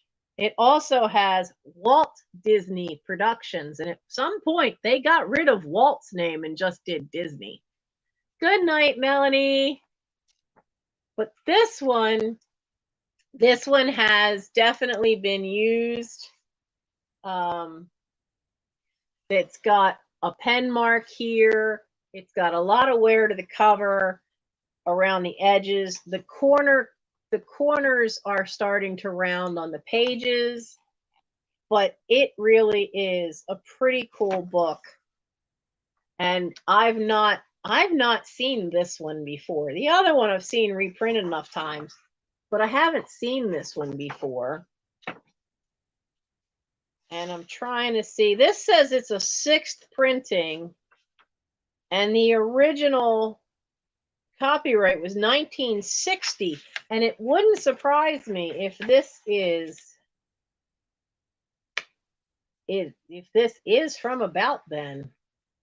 But it is a 6th printing, so it might be into the 70s because of the chicken thing. I think so you can see it there. There's chicken, there's a grasshopper, and then the bear's up there. And this is actually got some gold to it. So I think this one, being a 6th printing, was probably in the beginning of the 70s that it was printed. But all the illustration and stuff is from the 60s. But it's a really, really cute older golden book. And this one, Little Cottontail, this one's going to be $3. It's number 84. $3, number 84 for the vintage one.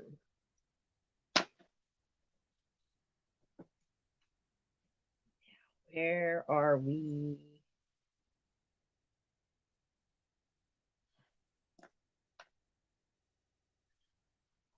Oh, now you two both came in on my screen at the same time. Let me double check. No, get out of Top Chat. Don't like Top Chat.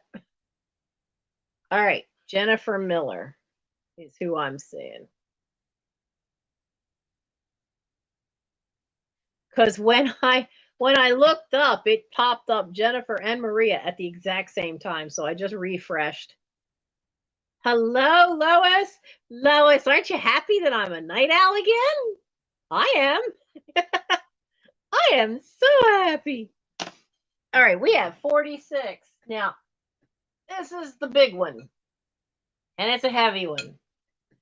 And it's an egg dish. And I don't know who the devil made this sucker. So I tried using Google Lens. I got everybody but this one.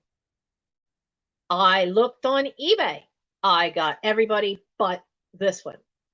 I got ones that have what looks like a big sunflower in the center. I got ones that have a big star in the center. This, however, does not. This has this lines and then all this patterning. I could not ID this sucker. And it's gorgeous. And I don't think this one's an oyster plate. I think this one just might be an egg plate, simply because of how deep these are. You see how deep these suckers are? And they're kind of short. Oysters are longer than that. So I suspect this is an egg plate of some kind. But I could not pin down the maker. It's a beauty, isn't it? You can hang this on the wall and it would look like a sunflower. Just hang a piece of green ribbon down off the back and you'd have a stem. Be kind of cool. So this is a beautiful, beautiful amber glass piece. I don't know if that's gonna fit as a tiara. Maybe a halo, kind of. So wrong color for a halo, right? So this thing, though, I'm just so sorry I could not. It is not Indiana glass. I know that. Hi, Iris. So the amber glass, we're going to start this.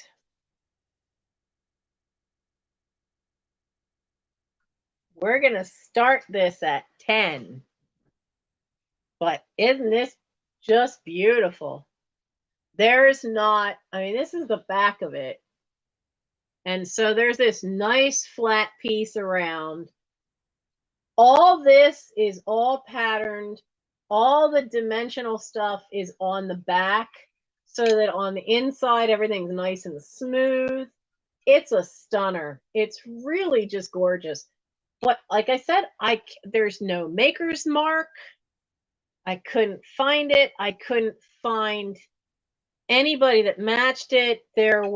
I know it's not Indiana Glass. It's not, who is the other one? There was one name I didn't recognize that somebody had one listed. But again, none of them had this same pattern in the center. A lot of them had what looked like this in the cup part, in the egg part, but none of them had this pattern in the center. There are ones that have a star. There's ones that have hobnail, which makes this look like a giant sunflower, but absolutely none that match this. So I don't know who made this. And it's just gorgeous. And I see Lois in at 12. This is 11 inches across. And when you sit it flat, you can see it sticks up some. I'm trying to gauge that. So this sticks up, I think, about 1.5 inches from the foot of it to up here is about 1.5 inches, maybe 1.75 inches. How many eggs? All right, wait a second.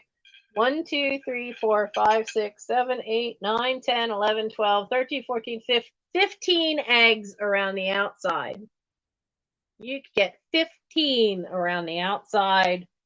You could fill the center up with even more. Yeah, Iris, it really does make a difference on what's in them. Now, I've seen ones like this, and they would say they were either for deviled eggs or oyster dish. I don't know that would hold oysters. I always thought oysters were, a longer shell than is really going to fit in this. And these pocket things are kind of deep. So I think, I think this would be awesome for is if you collect the Ukrainian eggs, that the Easter eggs that have all the from Eastern Europe that have all the different intricate patterns and colors, and you could put them all around this and really show them off incredibly well.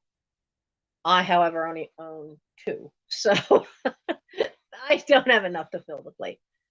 But it is, yeah, see, I think an oyster dish would have to be a lot longer to hold it. And I don't think they'd be the slant that there is on this. But I just think these are just gorgeous.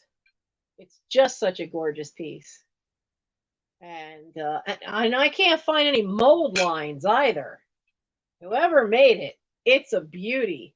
And they smooth, the bottom of this is so smooth. And I looked and looked. I can't find a mold line anywhere. Not at all. So we are with Lois at 12. I honestly did seriously wonder about just finding a way to hang this on the wall because it's just so gorgeous and have it as, yeah, if you have enough earrings, man, that could be an earring sorter. That really could. It's just gorgeous. It's just gorgeous. But see that center? I could not find anything that matched it. Google Lens couldn't match this sucker. I couldn't match it. And like I said, whoever made it, they did a stunning job because there's no mold line anywhere, which means it's a really good quality piece, which makes me suspect that it's probably older than the 50s. All the 50s stuff that we see, Fenton, Indiana Glass, you usually, if you look hard enough, you can find some little hint of a mold line somewhere, but not on this sucker. There's nothing. There's nothing tell me that there was a mold on this thing. Not even on the foot, which is, I mean, how did you smooth this to not have a mold line on it? But somebody did. Somebody did. So I suspect that this is more of the, you know, definitely pre World War II. I really do. I really believe this is an older piece, which is probably why I can't match it. First off, a lot of the stuff from the Edwardian period, from like pre World War II, a lot of the glass from back then is a lot fancier. And you could see the detail they gave to this, because you can see all the little dots that fill in the empty space, all the little lines for the burst in the center, and then all these fantastic little filigrees. And then there's a row of little dots on the outside edge too. So I really kind of think it's more Edwardian type glass, because when you get to, and it does not glow either. I did check, it doesn't glow. But I know when you get to the 20s and 30s, the glass patterns stop being as ornate, but some of the stuff you see from the Edwardian period can be really ornate and pretty. But I do think this is before World War II. Early American pressed glass. Yeah, see, L.E. Smith. Does the center match for L.E. Smith? Because that was the problem I was having, is I could not match that center. So it's just a stunning piece. And I see Lois at 20. Yeah, Fiona, I have a lot to box up for you, darling. Oh, so I see Lois for 20, and okay, I wasn't seeing things. Lavish Mango, you did change your name to Lavish Monkey. I saw that on a chat somewhere, and I was like, is that her, or is that, what did she do? Oh, and I see Lois came in, and then another Lois came in, so we're up to 25. So, oh man, yeah, I have lucked out and found some great pieces of glass. Now this is the biggest one. I made sure I had a box for this before I put it up. I have 3 other plates that are big flat ones that I cannot offer to you guys yet because I don't have boxes big enough. And if you have me on your Instagram, you will have seen one of the photo, and somebody on the Instagram pic actually was able to identify that particular pattern for me, because I have I have 2 pink trays that are early glass, and they have the same pattern, but I have a milk glass one that's the same pattern, and there's no way you'll be able to see the pattern on the milk glass one, but they're so big. I need to make sure I have boxes for them, but they're stunning. Oh, you just emailed me the link. Let me take a look when it gets here. You're faster. Look, the chat's faster than my email. So I see Lois at 25 and Lois Peavy or Pevy. So I see Lois Peavy, Pevy. The first Lois is out, and Lois Egan, Brockway Glass.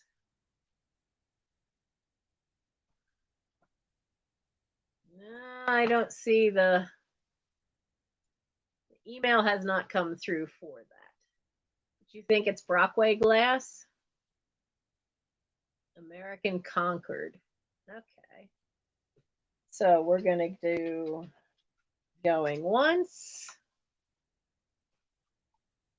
And we are with Lois Egan at 25. I'm going to set that over there so I can get to my keyboard. And going twice.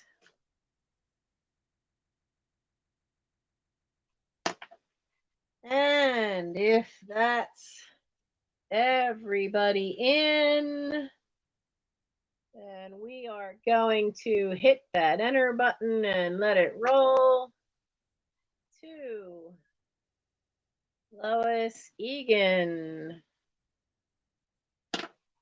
Yeah, it is. I saw that and I was like, that is such a cool piece. And I'm not going to lie, when I saw it this afternoon, I literally just picked that up this afternoon. I've been waiting to see if somebody would notice the necklace. Okay. This was a gift to me from the music director when I directed a show. It's going to catch some of the light. So an iridescent kind of thing, a big chunk of glass or crystal. And it's got an iridescent back that looks almost like it's kind of got a coating to it. But then it shows blue and purple. Yeah, it's a beautiful piece of glass. But this was my gift from the music director for one of the shows I directed.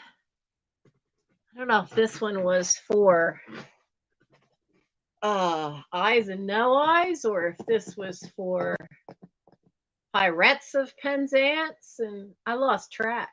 I also directed Gondoliers and I directed Sorcerer twice, and so yeah, it does kind of remind you of the Carnival glass colors. I saw it and I was like, I know I want something to break up all this cream color of this top. And so I hadn't worn this in a long time, so I thought this would be a nice one to wear. So let's see, what else do we have? Oh, come on. Tilting over there is bothering me. All right. Another Easter one. I only have one vintage Easter postcard. You see the little... It's eating a worm. I didn't realize it was eating a worm. He's eating a worm. Oh my goodness.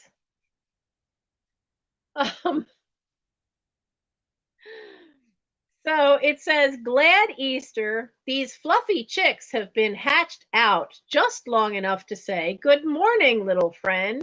We wish you happy Easter day. But one of them, I hope that's not the friend they're talking to, because one of them's eating a worm.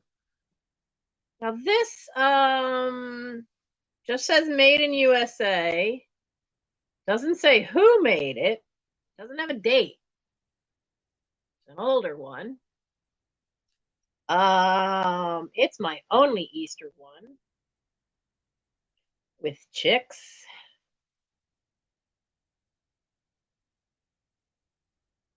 And looking at the graphics and probably now see, I think this one is probably, I don't know, 40s, 30s or 40s. Jack is off drawing a French girl. So this is a vintage Easter postcard. This one is in fantastic shape. There is, now I saw it under a bright light. Let's see if it'll show. You see the little shadow by my fingertips? There's a little bit of a smudge there. It's really kind of faint. It's right there. Hard to see, but that's the only thing wrong with it. So for this vintage Easter postcard, you need landscape vintage postcards.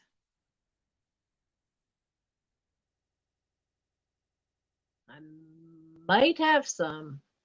Email me about that, Annie Christie, and I'll look through my book. One of the best things to store vintage postcards in is if you find the old photo albums that have the slots for putting the 4x6 pictures in.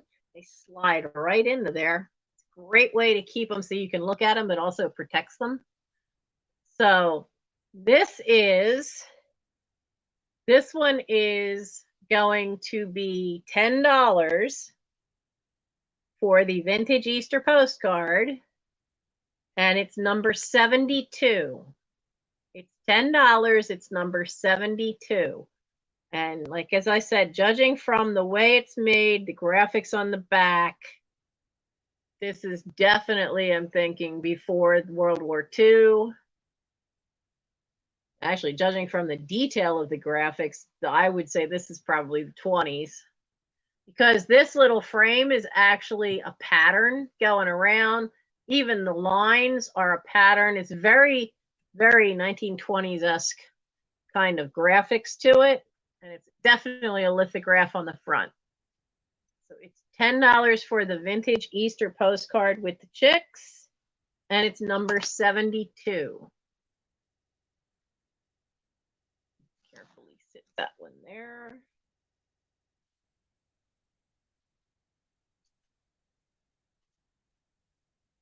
Now, I have another one from 1910. Now, this one has a little posy thing held, and it's got two little bluebirds in it and some forget-me-nots in a little envelope thing. And it was postmarked for May, and it says affectionate greetings. And I see Fiona for the other one, for the Easter one. Now, it has a note on the back, and it was sent to Eleva, Wisconsin, basically asking about the weather. Dear friends, has it been hot enough for you today? Did you see anything of the comet yesterday? I did not. Didn't we get a nice rain, though? Nothing doing next Sunday. Nothing doing next Sunday, is there? Greetings from, and I can't read that. I can't tell the signature. So in May 1910, there must have been a comet. But I like the little image. It's a really cute way to decorate for spring. It's from May 20th, 1910.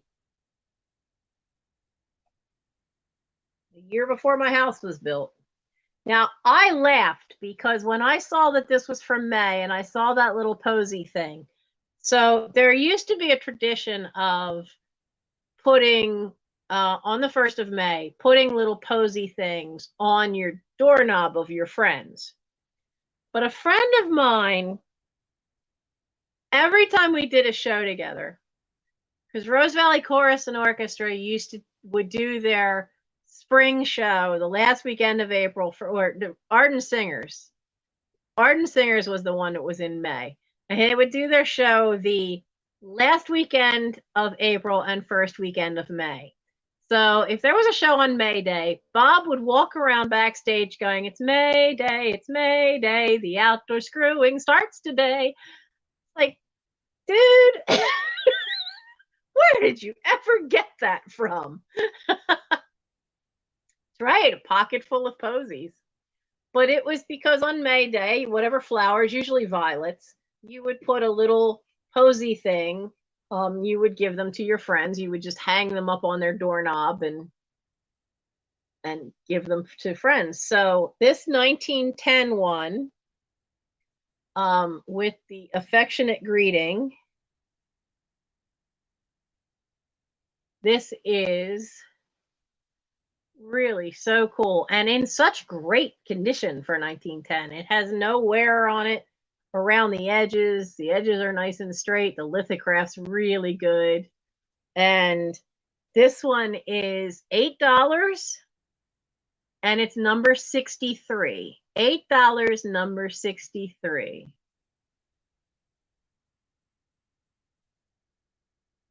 Yeah, Iris, you can put a postcard link.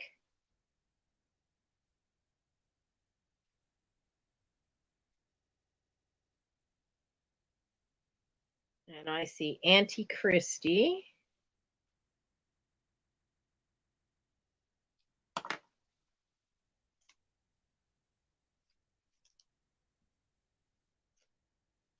Get that one back into its little plastic.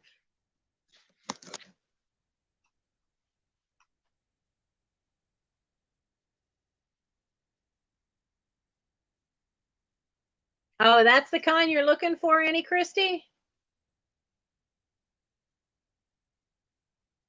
I may have some. So some of mine might be a little older than that, but I'll look. I may have some like that.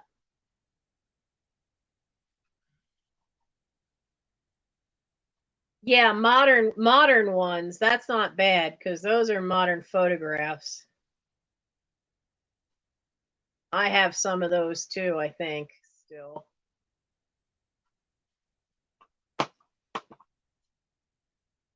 Oh, Lois, you have a leg. All right, I've got one other postcard. This one's from Pennsylvania. It was sent to somebody in Lackawanna. Now, Lackawanna, I know, is a county. It says, Dear Anna, wishing you many returns of the day from Eva. It was printed in Germany. It's a Raphael Tuck postcard. Now, Tuck postcards are usually really sought after. Art published to their majesties, art publishers to their majesties the king and queen,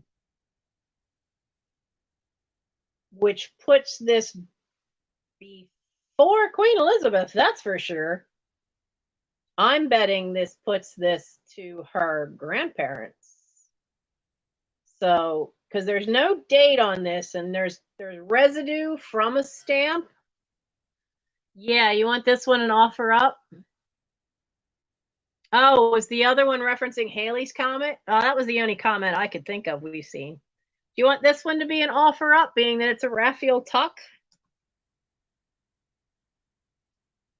Okay, so we'll make this one an offer up.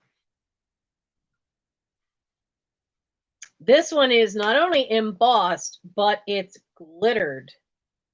And it's you can feel it. It's like the really rough, old school. You'll see what I mean, because the glitter tarnished. Early glitter was like silver shaving kind of stuff. It was really weird. And it would tarnish. So this is for a Tuck postcard. And I know the Raphael Tuck ones go for a lot more than this usually. So I'm just going to start it at 8. This says, Happy birthday, be yours. A happy birthday be yours. Now the image, so you can see how it looks black, all this glitter. That's because it tarnished. The earliest glitters of silver, it was stuff coated with real silver and it would tarnish. This is why sometimes when you find certain old enough beads, the center has tarnished. And this one has beautiful little flowers, a basket. These are 2 doves, but because they put the glitter on the outside edge of them, which gives them this dark line, there's a lovely little flower. Hiding in the flowers is a envelope sealed with a heart. It is embossed, which I don't know. Yeah, you can see it. So you can see how all of this part, all the flowers and part of the basket handle, that is embossed. You can see the embossing on the back, even the line around the heart. that's embossed. Yeah, and you see how there is the residue from where there had been a stamp, but it is a Raphael Tuck postcard.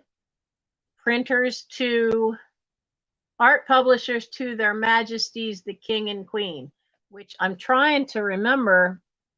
So at that point, it's the king and queen. It'd be Queen Mary,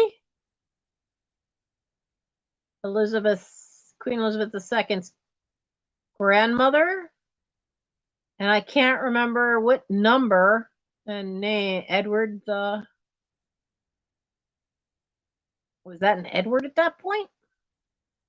Okay, here's how to tell. Who were the king and queen that went to Downton Abbey in the last movie?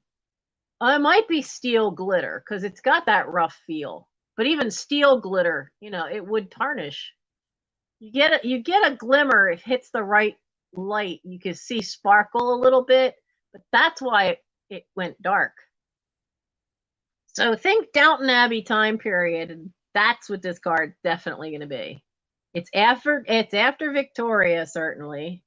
I would think this is after, being that it's embossed and it's a postcard, so it's after her son Albert. So very, very Downton Abbey period when the king and queen came to visit. My son and I are rewatching Downton. He's seeing it for the first time, so but it's so cool. And what are we up? I see Lois is at 12.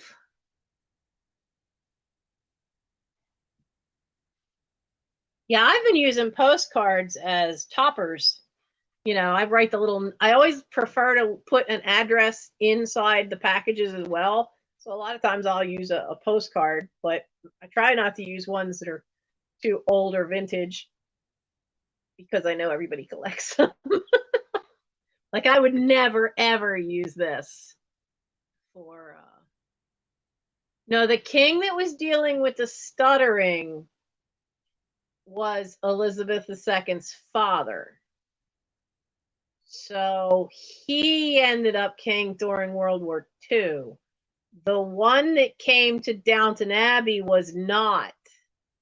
He was that king's father. That king was Elizabeth's father's father. And I lose track.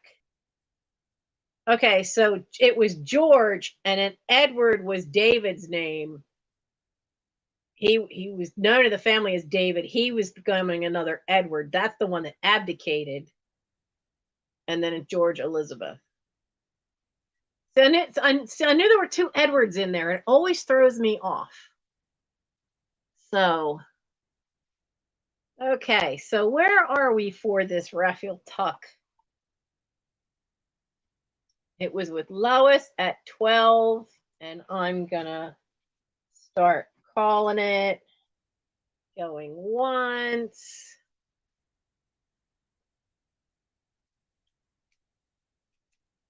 My son was kind of thrown because he realized that he said, wait a minute, how far off is like the king and queen that were in the movie? Because his first Downton Abbey experience was, he knew I wanted to see the movie that came out, not the one that's coming out, but the last one. So he took me to see it, and he'd not really seen any of the TV show. So he saw that. And so we were trying to figure out, and he was dumbfounded that that period. Yes, I do try book. I try, if I know the history of something, I do try to put it in the package with the piece. And I'm going to call sold for that one. But he's trying to figure out like how many generations from the king and queen that went to Downton Abbey to Queen Elizabeth II. And when I pointed out to him that that was her grandparents, he was like, wait, what? That's only like, what? That's 2 generations, 3? And I'm like, yeah.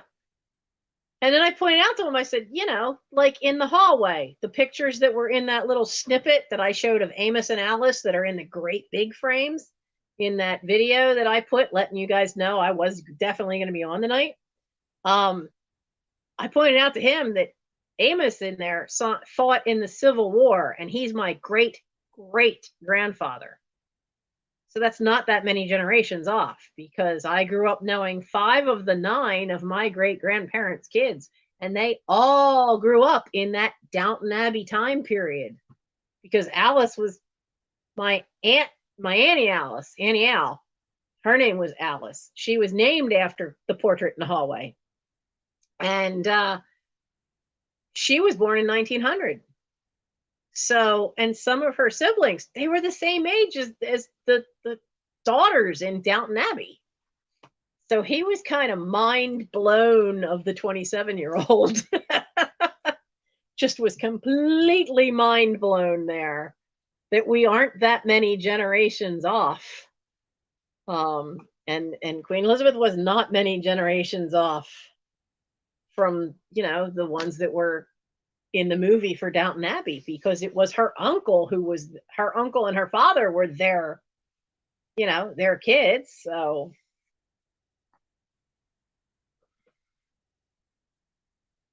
yeah. Yeah, I don't know too much about the German royal family. I just know that Queen Victoria married her kids off to like most of Europe. I know I have one more Easter thing. Oh, that's why it's behind me. It's behind me. I have this. This is another one. I couldn't place who made it. It's got these wonderful applied amber glass feet. It's, you know, that cracked egg kind of vase, but it's all glass. It's all glass. Now, I don't,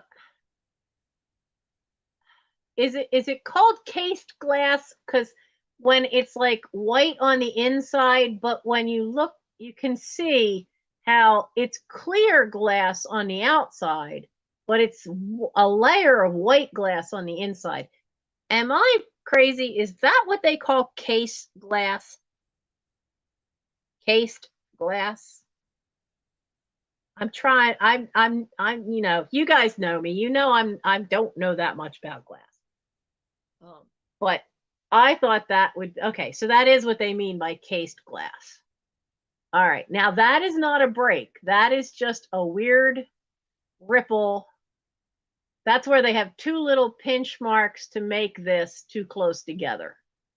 There are no chips. There's no cracks. It is in great shape. The cracked egg out of glass. We're going to start this at $8. It's an offer up. I didn't even look this thing up. I've had this thing for a while, just waiting for Easter. I found this back in October. I've been hanging on to this until now.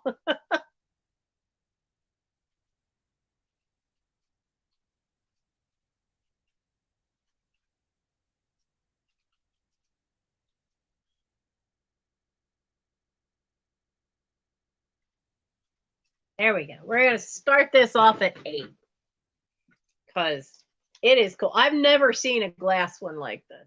You know, I've seen these and they're always porcelain, but it is 4¼ inches tall, and where it bulges out, it's about 3.5 wide. Really pretty cool. Yeah, I really like the feet. I mean, the feet have these neat designs because you've got the 4 little pieces, and then they curved it. They just curled it up. And I don't know if you can see it. There's actually an opening right there. So the glass is actually, think you can see, there you go. You can see it on that one.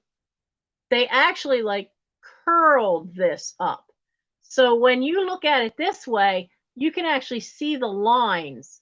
This one shows. You can see the lines that are from this wider part and how they adhered it. They just pulled it and then curled it. So it's really cool. And it is that cased glass and it's in great shape. But yeah, I've been hanging on to this baby for you guys since October. I was like, this is glass. They'll love it. Because I didn't inherit any glass. But what do you expect? You know, the house had 4 brothers and a Boy Scout troop in it. So I grew up the tomboy of the family. I do have a sister, but she's 14 years older than I am. I saw more of her after she got married when I was 13 than I saw of her, that I remember seeing of her before then. Because when I was old enough, by the time I was old enough to remember her, she left for college. So she wasn't around that much.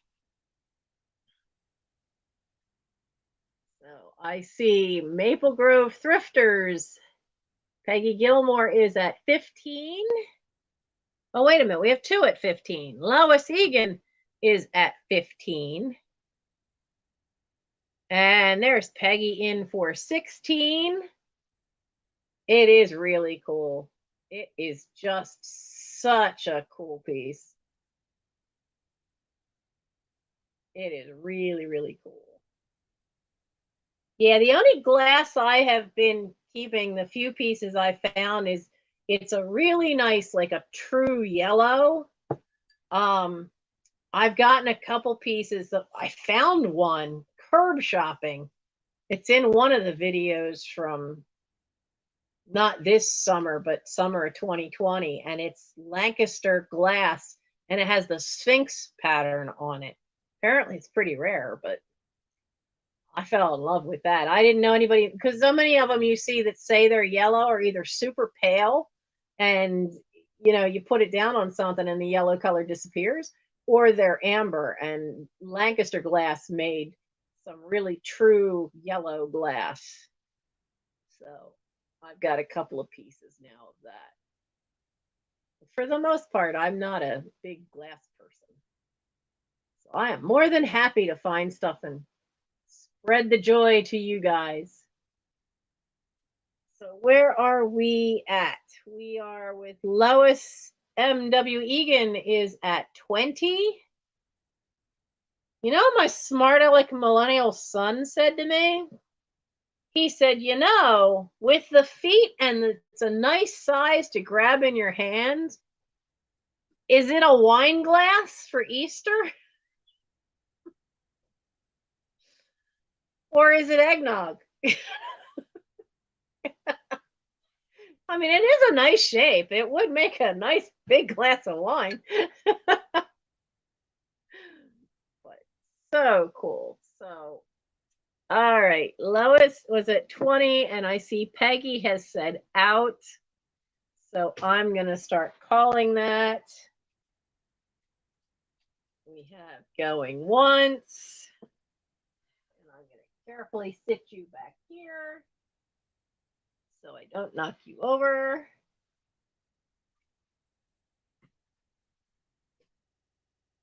What's on the bottom? Nothing's on the bottom. Doesn't have any maker's mark or anything.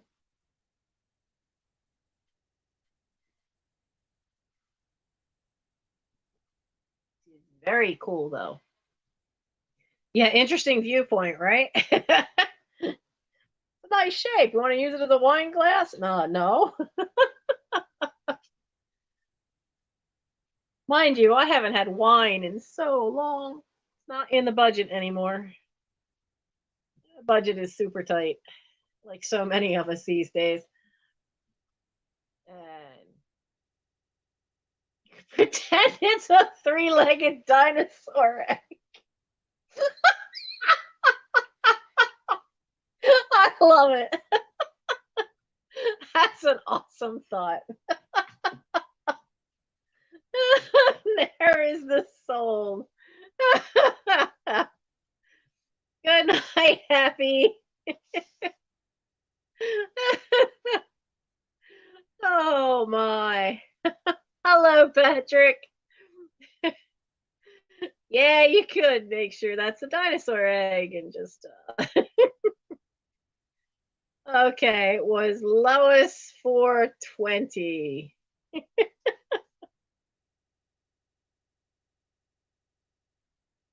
Oh my. Let's do another trivia one. Oh. Still laughing over that. Okay, what Hollywood Squares regular got his start in Broadway's New Faces of 1952?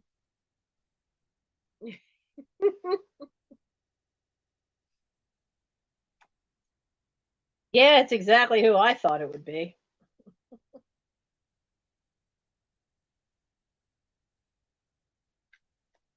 I bet you guys, if you think about it, you'd know right away simply because it's Hollywood Squares and it's a regular.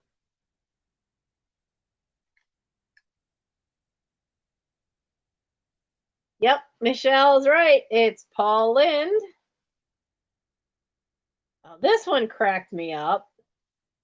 What commodity was offered to young ladies in Hound Dog Orange, Tutti Frutti Red, and Heartbreak Hotel Pink? No, Jennifer, it was Paul Lind. Charles Nelson Riley got around because he was on Match Game for a long, long time.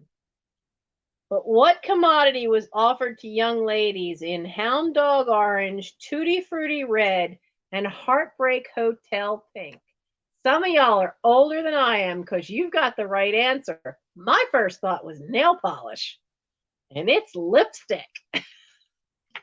I never knew about that. This is what I get for playing with the baby boomer edition of Trivial Pursuit cards.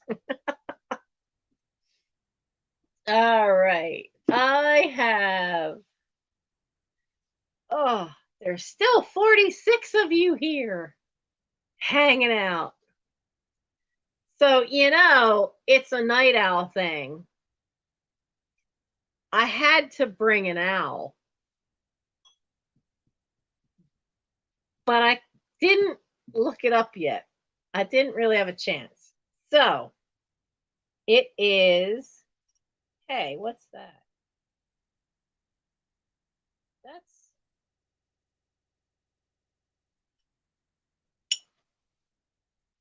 I think a piece of sticker got left.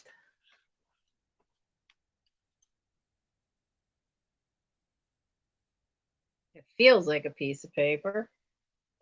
Yeah, I think it's a sticker. I'll get that off.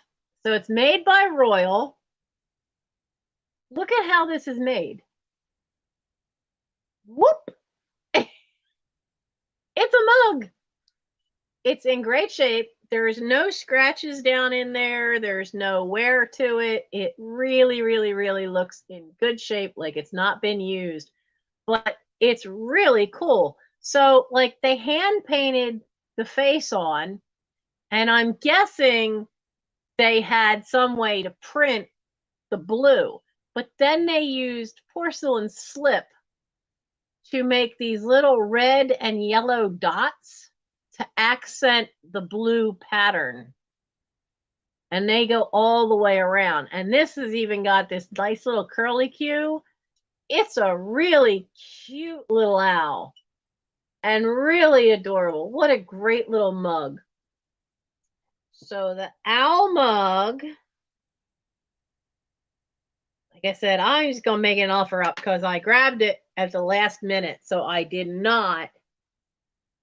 Yeah, it does kind of remind you of that Peruvian pottery. So I did not get a chance to really look it up and do any research on the mug. So we're going to do an offer up because when in doubt, if you're new to this channel, my regulars know, when in doubt, offer up.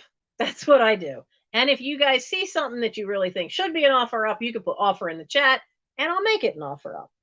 So we're going to do the owl mug. We're going to start the mug. We're going to start it. I was dumbfounded. Mike went to buy me a Doctor Who mug. It was $15 for it. I'm like, no, we're not. So we're going to start this beauty at $6. It is such a cool one. And you can see that like all these little things are hand painted on. And this is so perfectly uniform that I think I saw a YouTube video where they actually had a special sponge thing where they actually just printed that on, but then all this little red and yellow applied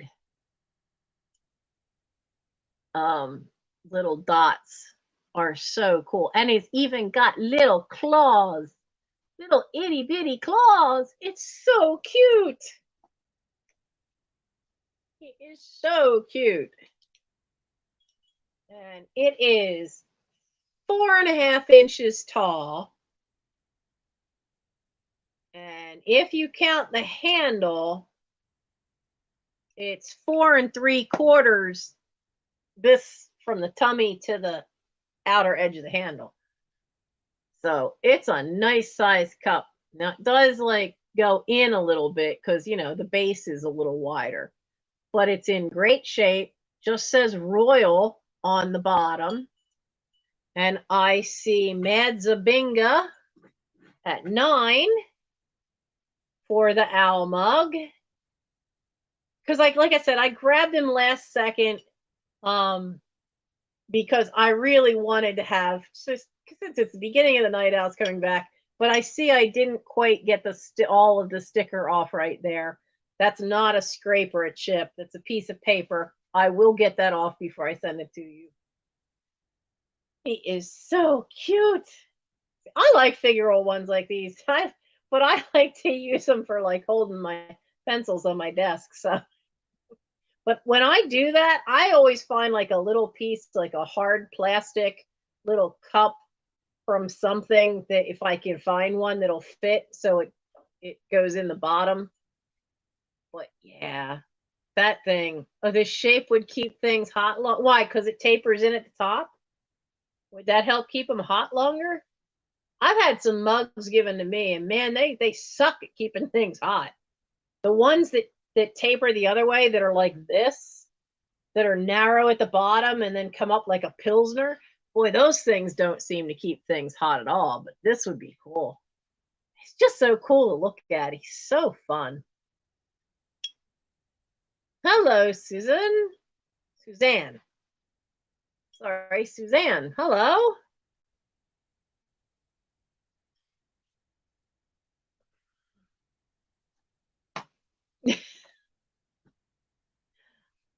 He is so cute. Such a fun mug to have. Now I know that I had picked up 2 of them, and each one was different. They were designed. They had the same. They had like the same face, but the patterning and what they did to decorate it was different. But I'll be darned if I know what I did with the second one. So I only have the one tonight. Oh, okay. The last thing I had that was Mexican with chocolate was this dish called chocolate chicken. Man, it's fantastic. So where are we at? I see Madzabinga for 12 for this really cool owl mug made by Royal, whoever they are. I've never seen that mark before. Really, really cool. Over the winter, I've heard a little owl outside every once in a while, but I haven't heard him lately. But I've seen the hawk around lately, so he might have decided not to share territory. Mole. Mole.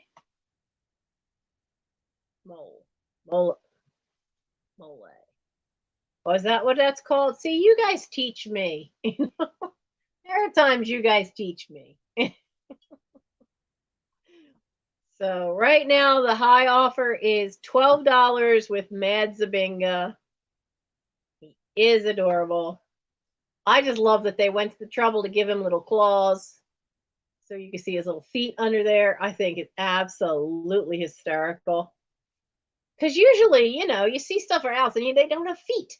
He's got little feet. It's so cool. So I'm going to start calling it.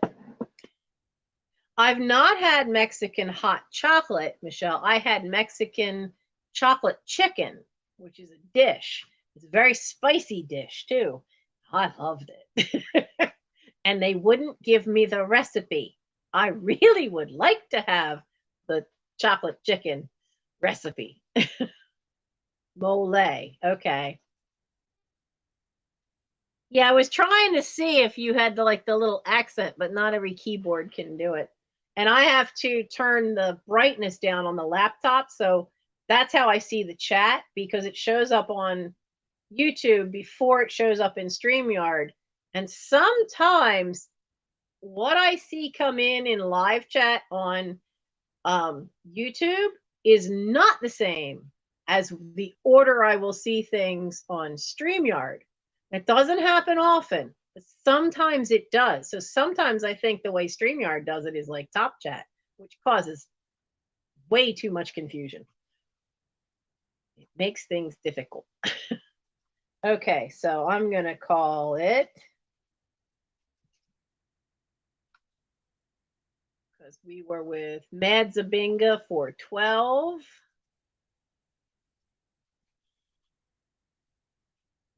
Get your last chances in now if you're going to get them in. There's our going twice. And we're going to call it anytime now. Yada, yada, yada. And sold. So we are sold to Mad Zabinga for 12. Thank you.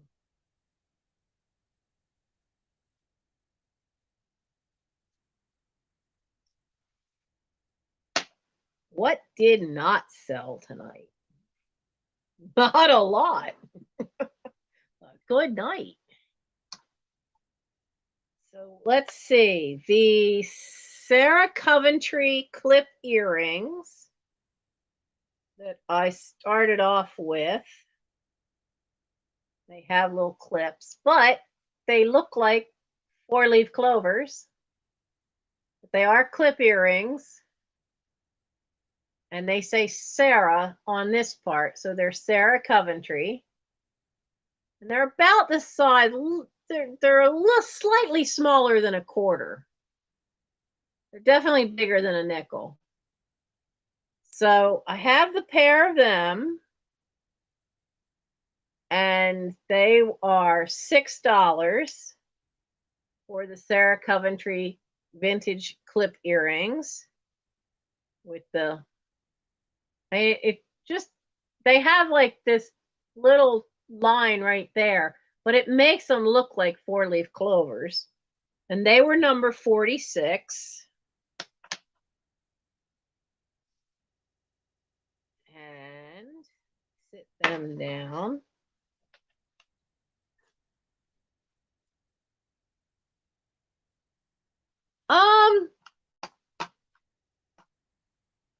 Well, I'm going to show the jewelry. I only had a few things that didn't sell, but I do still have a couple of books over there that you guys didn't even see yet.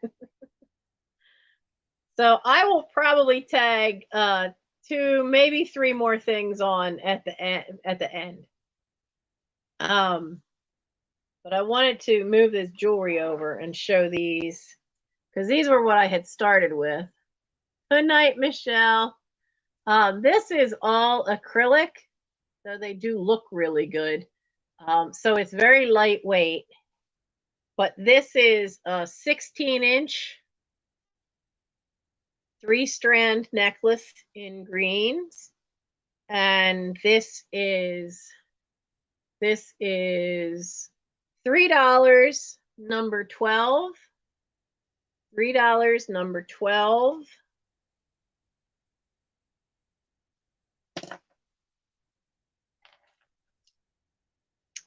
And then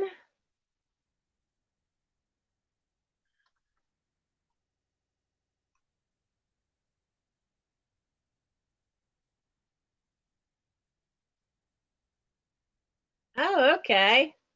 Thank you. Oh, I see Lois for number 12. And then I have this bracelet, which you can see how it has this nice iridescence to it. They are all shell pieces, but if you look, you can see that they all are more like kind of V-shaped.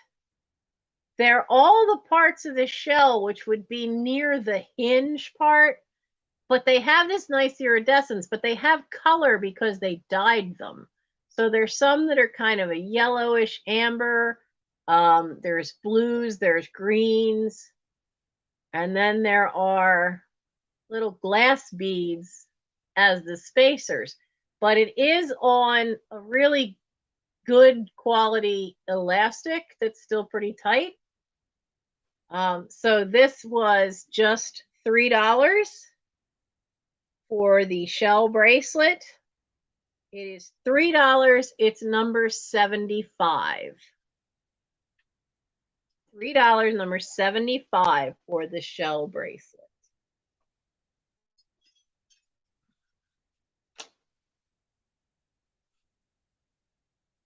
Now,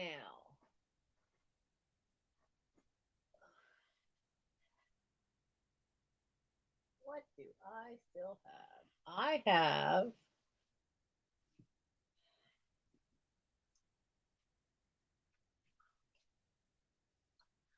I have a butterfly designs book. It's one of these artist coloring books. And let me write down.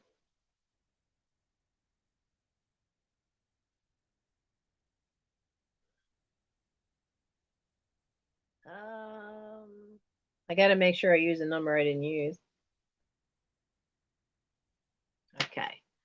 So this one, it has some great images, though I had to laugh because there's a bird in one of them. But all but one page is not used. That's the only page that has been colored. And whoever did it really pretty well. But if you like doing these,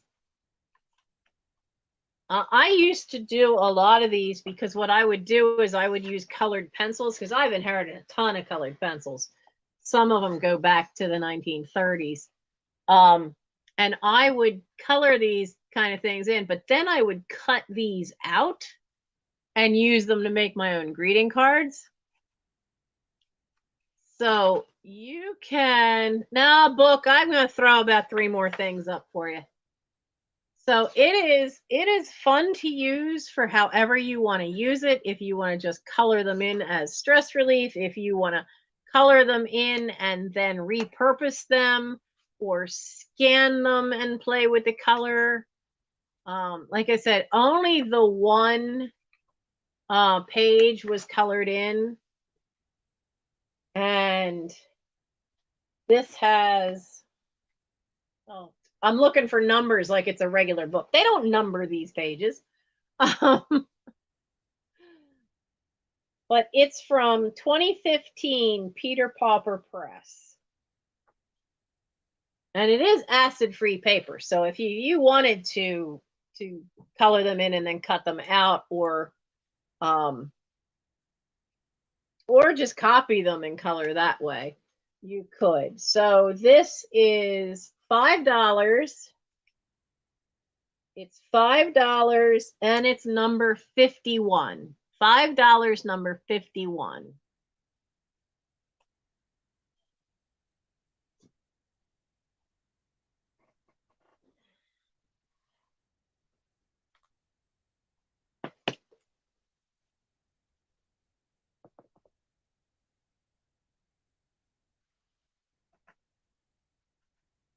And I see Jennifer Miller.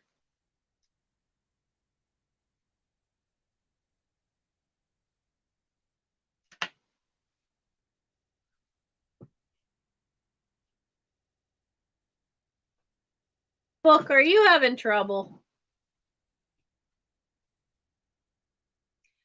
Yeah, some of them, like I've noticed, like this one, the original price on this one says $7.99, but this one's from 2015.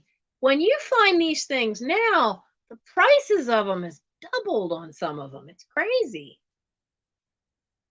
Oh, oh. No, no, no, no, no, no. Don't you break. Don't you break. Fucker. I know my glasses need to be replaced, but that's going to have to wait too. The screw keeps falling out on me, and that's a real problem. But I have to, even to read anything, well, even to see most things, I'm looking at everything through the bifocals now. I just went to move it and I realized I was feeling it move in ways that it shouldn't. There we go. I don't want a lens falling out on me. So now this one, I'm never going to use this. I'm just not.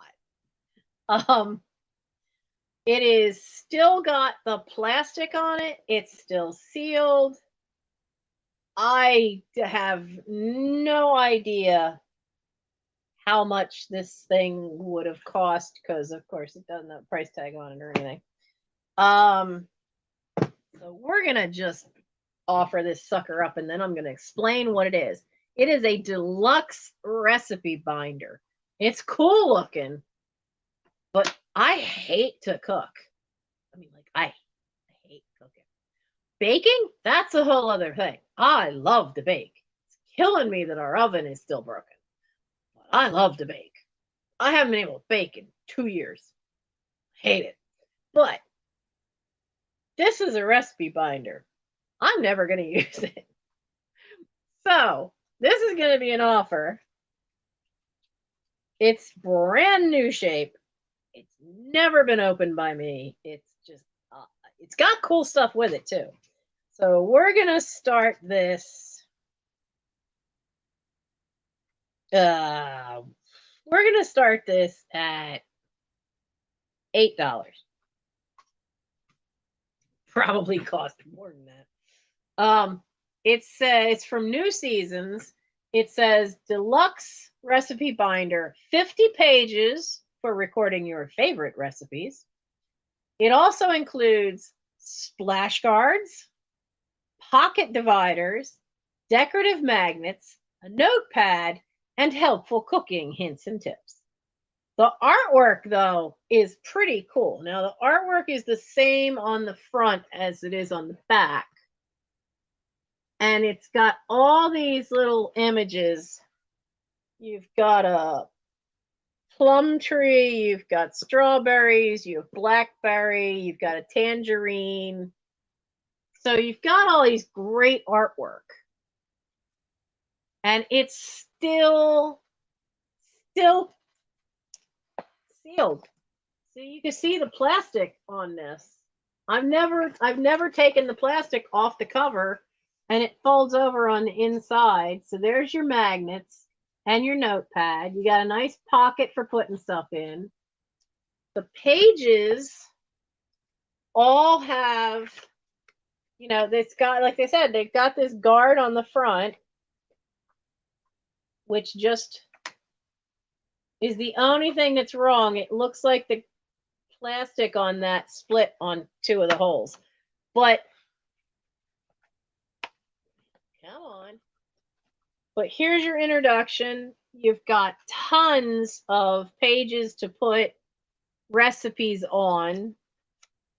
And then it's got all these dividers for appetizers, soup, salad, main dishes, side dishes, desserts, and miscellaneous. And each one of them has artwork and a pocket. I'm never going to use this. I'm never going to use it. And come on. you get to the back, this is still copyright 2003. Yeah, I've held on to it for a long time. It was given to me as a gift. And then it's just sat there. And I've used my, I've used my cookbooks and stuff, but I use other people's cookbooks, when I do use them. So I thought, I'm gonna pass this on. And it was a start offer was at 8 for this wonderful, wonderful thing. If you're a cook, if you make up your own recipes or anything else, you've got plenty of room to write them on, and you could have fun with it. And I see Maple Grove Thrifters. I see Peggy is in at 8. And if anybody else wants to go higher, it is an offer up. Like new condition. When you have this much stuff, you really start looking at it's almost like that Marie Kondo thing. What sparks joy? What do I really want to keep? This does not spark joy to me. It does not spark joy for me. That does not mean that it will not spark joy for you. So I have Maple Grove for 8. And put this at the top of the page here. Recipe book. Put my little mark for an offer up. Oh, and here comes Lois again. Lois is in for 12, and Maple Grove comes in for 15. My only book that's left over there.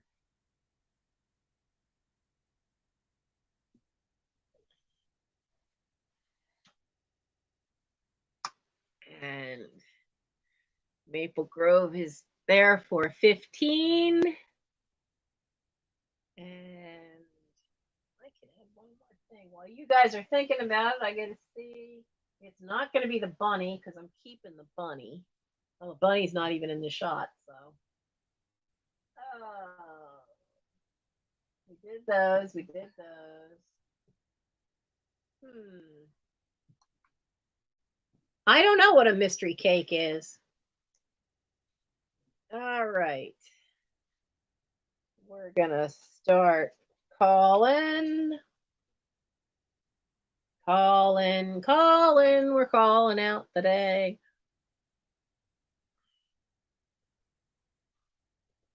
I'm just acting goofy because I'm so happy to be back. Really happy to be back. Oh, that's the one thing I didn't show that didn't sell. The lamb cake mold didn't sell. That's still here.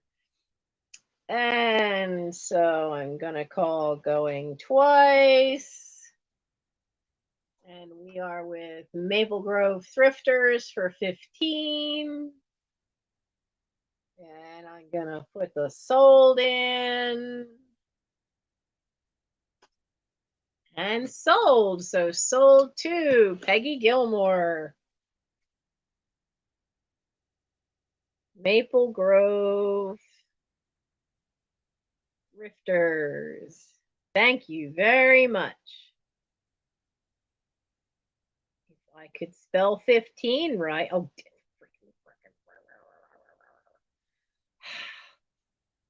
I'm dyslexic with numbers, and usually I'm really pretty good, but I just wrote 51. There is no way that book would be $51. I got you, 15. This was the other thing from earlier in the night that did not sell. And thank you very much, Maple Grove. But I do still have the lamb pan. It does have its original flyer, which is a little crinkled because when I found this, it was just in a plastic bag. I do not ever remember my mother making this. So it has The original paperwork, which does not have a maker's name or a date anywhere on it. Good night, Maria. It does have the recipe and instructions, though when I was showing it earlier, we really were saying that, you know, one of the ways you could do this is instead of trying to, because it doesn't have any kind of clips. This isn't the kind that has any way to lock the pieces together. That you'd probably be better off baking it this way. The way they tell you to do it is to put the face part down and then put this on top and then let it bake that way. So if it bakes too high, though, then this is going to rise with your cake.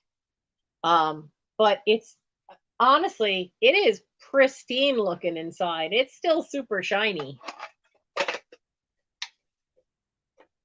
And so I think it would be kind of cute to have, you know, you could have this as a decoration in your kitchen for the holiday if you wanted.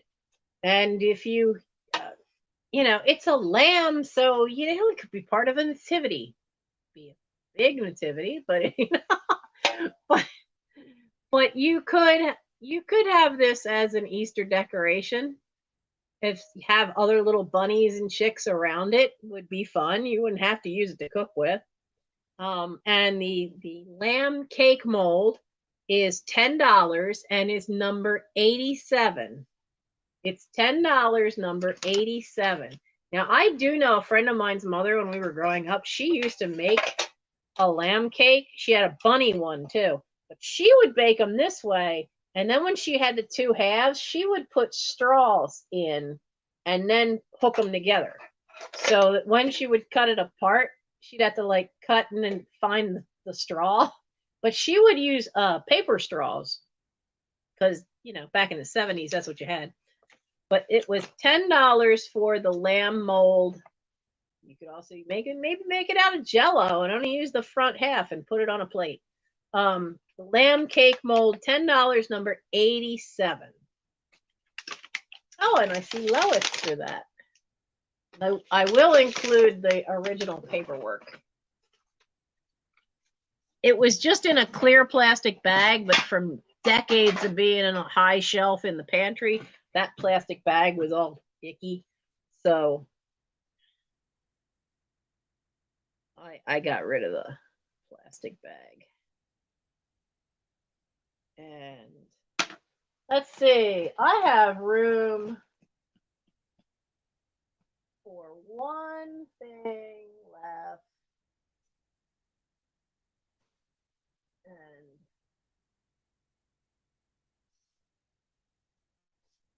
where's the other one? Here we go. We're going to do a little ephemera lot. It's 3 books. They're not in great shape. So these are, you know, for junk journaling. This one is The Night Before the Tooth Fairy. This is a well-loved book. Okay. It's the cover, the cardboard cover's got issues. Some of the pages have creases and wrinkles, but there's still cool little artwork pieces. You know, there's cool little fairies in there you could cut out and use for a junk journal. So you'll get this one, and then you'll get Eeyore, You're the Best. Now this one you can see has gotten really beat on the corner, and it's on all the corners. And this one says the copyright in this one, you have a barcode on the back. Why did you go back to Roman numerals? Why? Okay, so 19.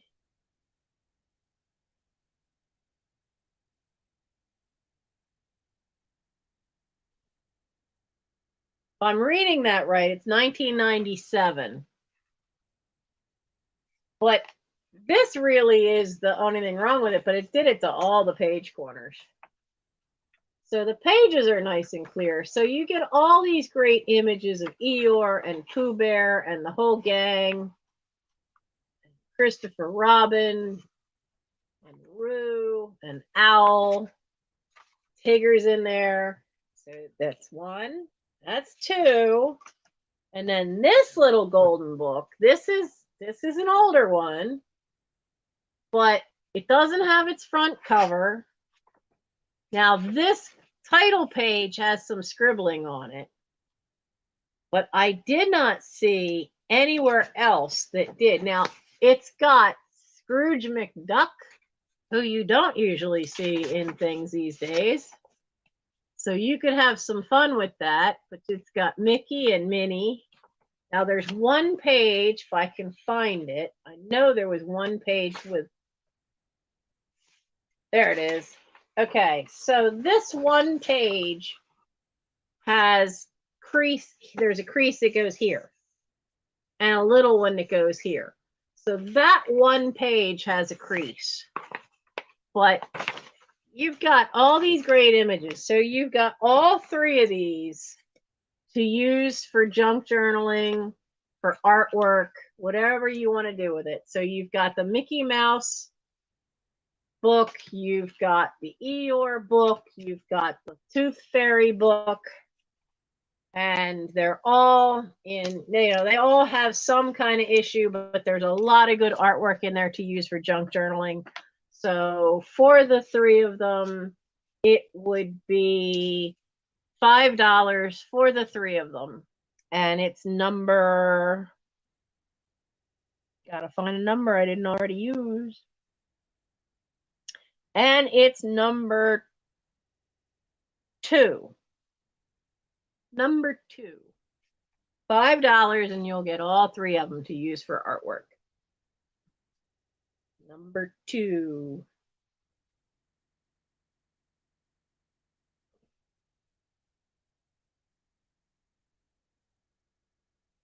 Okay.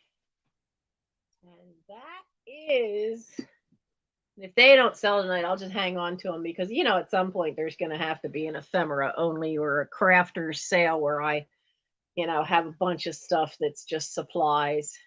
But that's everything. We have, look, we have filled my page. My page is completely full.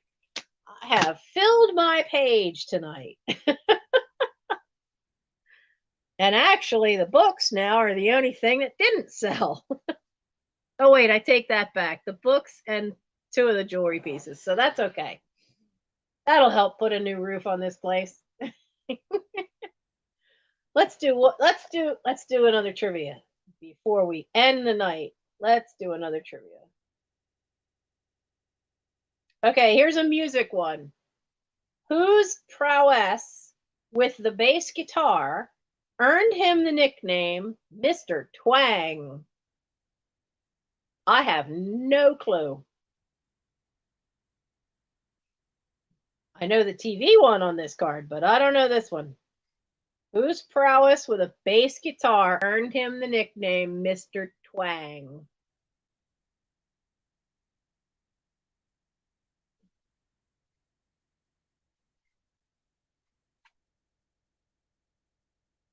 I don't know who that is. Okay. And this same artist had the 1950s hits Rebel Rouser, Ramrod, and Cannonball. Same guy. I have no idea. I've never heard of him. Yeah, his name is Dwayne Eddy. Dwayne Eddy or Edie, E-D-D-Y. I've never heard of him. And I don't recognize those songs either. I do know this one. What show featured a pair of snooping neighbors named Abner and Gladys Kravitz? Well, that question's a little wrong because Abner wasn't the snoopy neighbor. It was the wife, which has actually given a term to the English language. So which show was it that had Gladys Kravitz as the snoopy neighbor? Yep, Bewitched. Hence the term When somebody's out snooping at something, it's called Kravitzing. And I thought that was just something my brother made up. And then I heard it on a TikTok. And I went, you're kidding me. That's not a made up. Nope, that's not a made up thing. It's a slang thing from Bewitched. If you're snooping in something you shouldn't be snooping in, you are Kravitzing. Oh my. Funny the stuff that comes from old TV shows sometimes, isn't it? Hello, Dirt Road Memories.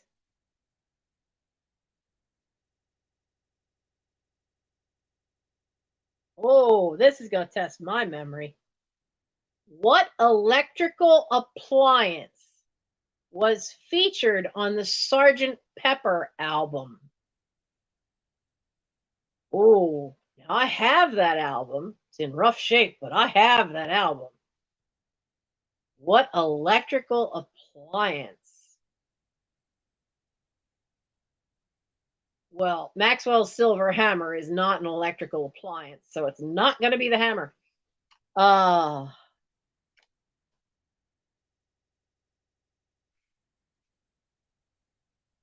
It's got to be on. I can't think of any of the songs. I can't think of any song that's got an electrical appliance. It says on the album. Maybe it was on the album cover art, but that cover art has a ton of images of people and the big drum in the center. All right. A portable television. Really? A portable television was the electrical appliance featured on the Sgt. Pepper album. It's got to be hiding in the artwork on that cover somewhere. Gotta be.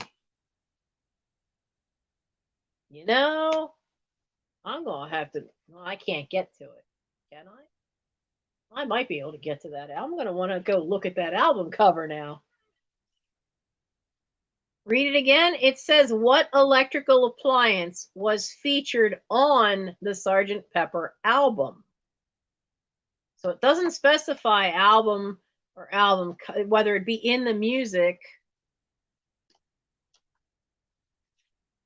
Yeah, we don't. But in, at the time that came out, they did some of the early advertising for televisions referred to it as the newest appliance for the home. So I knew about that, but yeah, I mean, we don't tend to think of that as an appliance. And the fact that it was a portable one.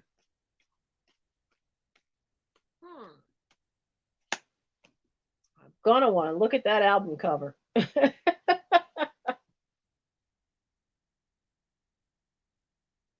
Okay. Let's do two more.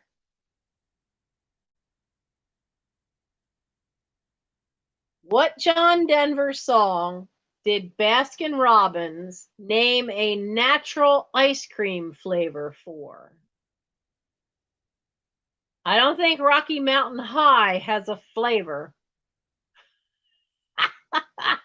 You're going to Google that now. Well, I don't know if all TVs are portable to one degree or another. Some of those early sets were in massive, massive cabinets. I actually own a cabinet. It doesn't have any guts to it, but I own a really cool TV cabinet.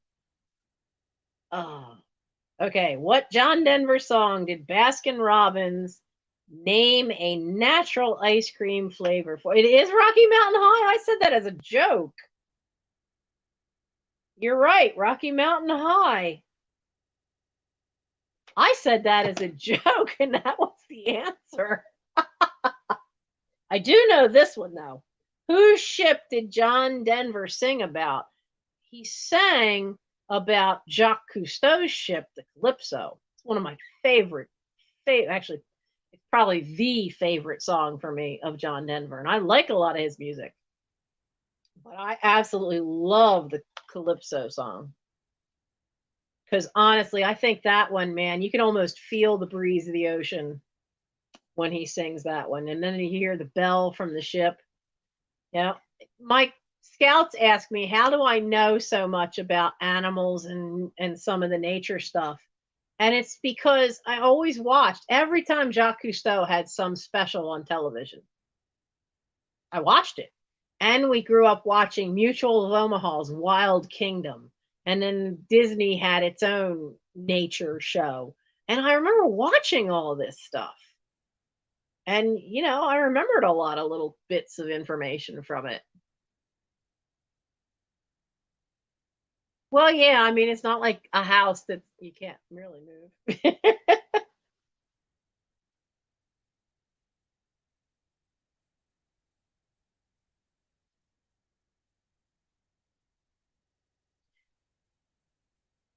Okay.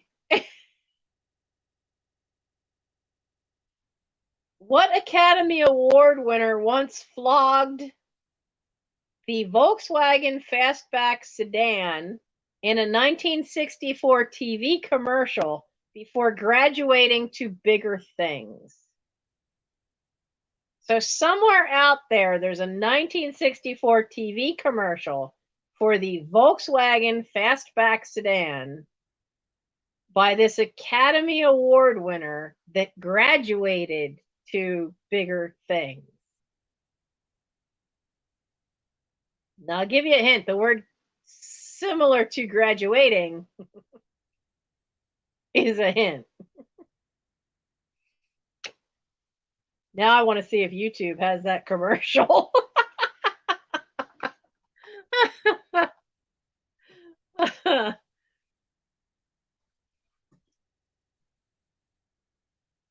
I'm going to look. What is it? What kind of car was it?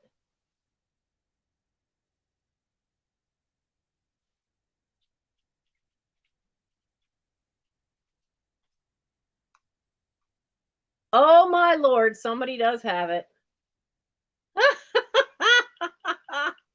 I will give you guys the link as soon as I tell you who it is.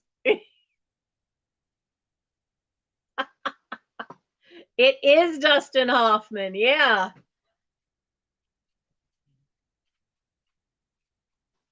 Ah, what did I do? I hit a wrong key.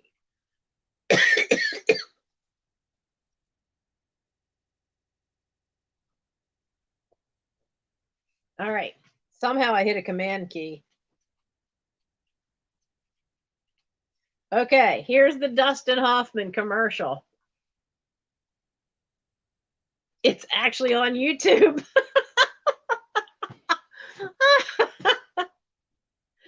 Oh, wow. Where's my box of tissues? My nose is gonna. There it is. Oh, that is so funny.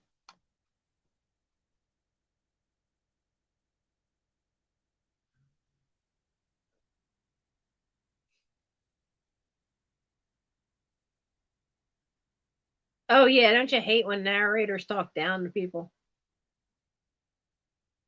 Yeah, I did see the one about the TV. Yeah, I mean, technically they are portable in that you could get them in, but.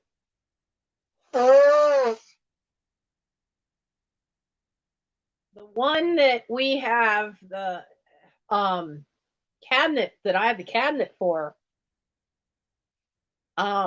it they called it the lens because those early ones it really was kind of a lens, but the glass on the front, it's like the size of a big fish bowl. It's this big kind of like porthole kind of thing about this big, but the cabinet comes up to here on me. Now, I'm only 5'3". It's a big monster of a thing, and it's always been in the playroom because we used to keep board games in there because there's no guts in it.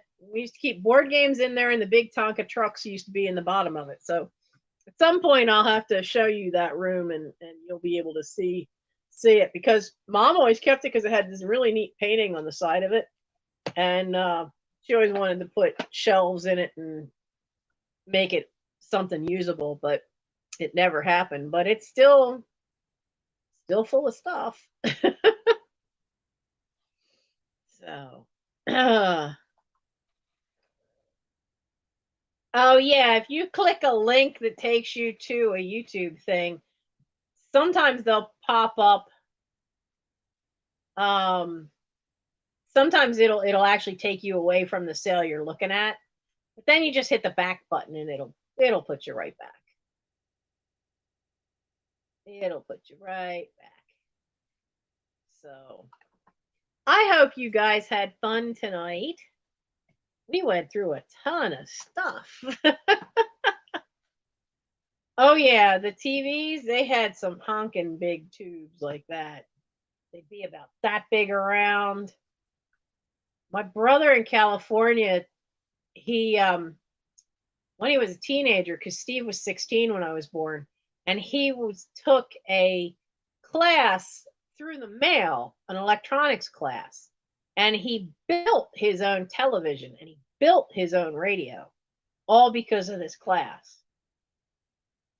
And he still had them both when he moved to California. He still had them, and he passed away in August of last year, and I wouldn't be surprised if he still had them in the house somewhere. He also had a massive record collection. I have to talk to my sister-in-law and find out how she's doing. And I don't know if she's had thought about what she's going to do with that record collection. I told her they're near Los Angeles. I told her just call Sotheby's. If you can give them a list of what ones you want to keep, they will inventory everything. They will find the ones that you want to keep and give them back to you and and sell it all off and then just cut you a check. Well, I'm glad you had fun, Iris. I am so glad to be back to being at night. You know, it's so much easier. The house is quieter. You know, usually when it first starts, Gary might come down and stand over there and try to talk to me. But you know, this I was already started. So he didn't get a chance to talk to me tonight. But then he'll go back and he'll go to bed. And Mike usually by then has left for work. So the house is nice. And by then too, the cat is still outside somewhere. The doctor actually went out tonight. And I'll bet the minute I walk into the kitchen and flip that light on though, she'll be at the kitchen window wanting in. So it's quieter for me in the house if I do them late night. And I don't seem to hit my stride usually till late night either. So I'm glad you all had fun. I am so happy to be back. Yeah, it's very hard to find record appraisers. If they are, because my brother was so close to California, he's literally 45 minutes away from, so far, he's so close to Los Angeles, he's only 45 minutes away from LA. So he was able to find places, but it's harder when you're not near a bigger city to get people to do stuff. So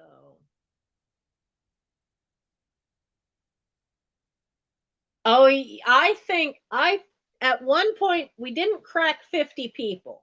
We had 48 here at one point. That's a little less than it used to be. I mean, because I know before I switched with Patrick so he could go do his show, I was getting usually about 55. Sometimes, some good nights, I hit over 60 people. I never got close to that on the 8 o'clock time. I never got close to that being at 8 o'clock. And I don't think I did bad. I mean, we did pretty good tonight, considering that this is my first night back, and I didn't really have a preview video up. Partly because I just way overslept. Guess I needed it because I've been doing a lot of only sleeping 6 hours and then getting up and doing a full day of stuff. So that's all right. I hit 61 at some point. Well, that's cool. Right now it tells me I have 38 watching right now. And that'll drop fast because, you know, we're going to go. Yes, Iris, you can. That's one thing I want to do more of this year is to have more people on, and um, I'm still a little shaky with that. I've only so far I think twice had a guest on, but I want to do that more. So Iris, I'll email you. We'll have to talk. And I see my favorite college buddy is on right now. He changed his name. So some of you may be subscribed to him when oh, look now, Brandon, he used to be Lego Man of the Midwest, but he's grown up having a channel. He's in college now, and he has changed his name to Heartland Picker. And I'm going to give you the link because he right now has a jewelry sale going on.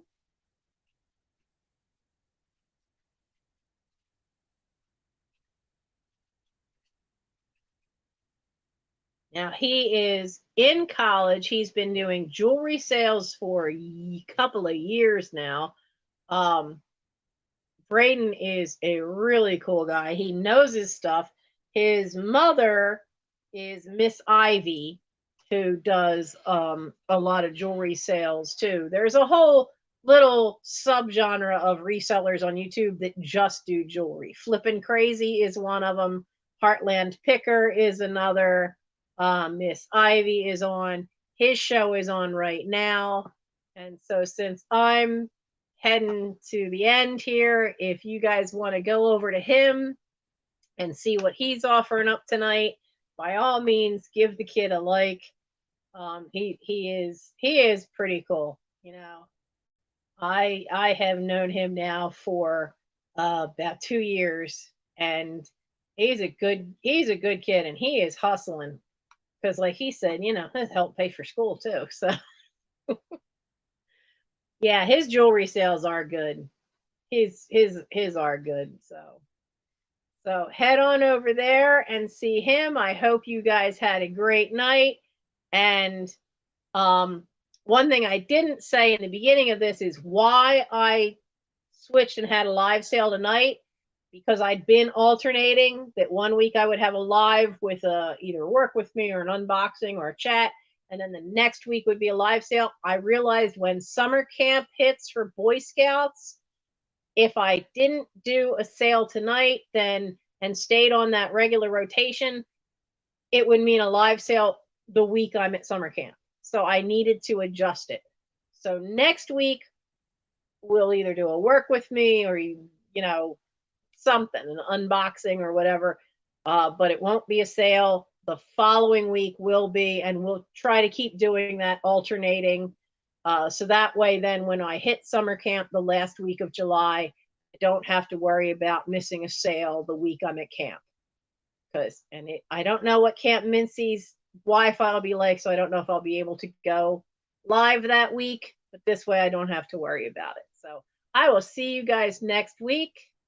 And if you are new to subscribing, as always, I'd love to have you, but it's because of the health issues, it's iffy when I do get a video up. So by all means, hit that little bell for notifications and hit all. So that way you should get notified whenever I do post a video, because I have not had a regular schedule of when I post them.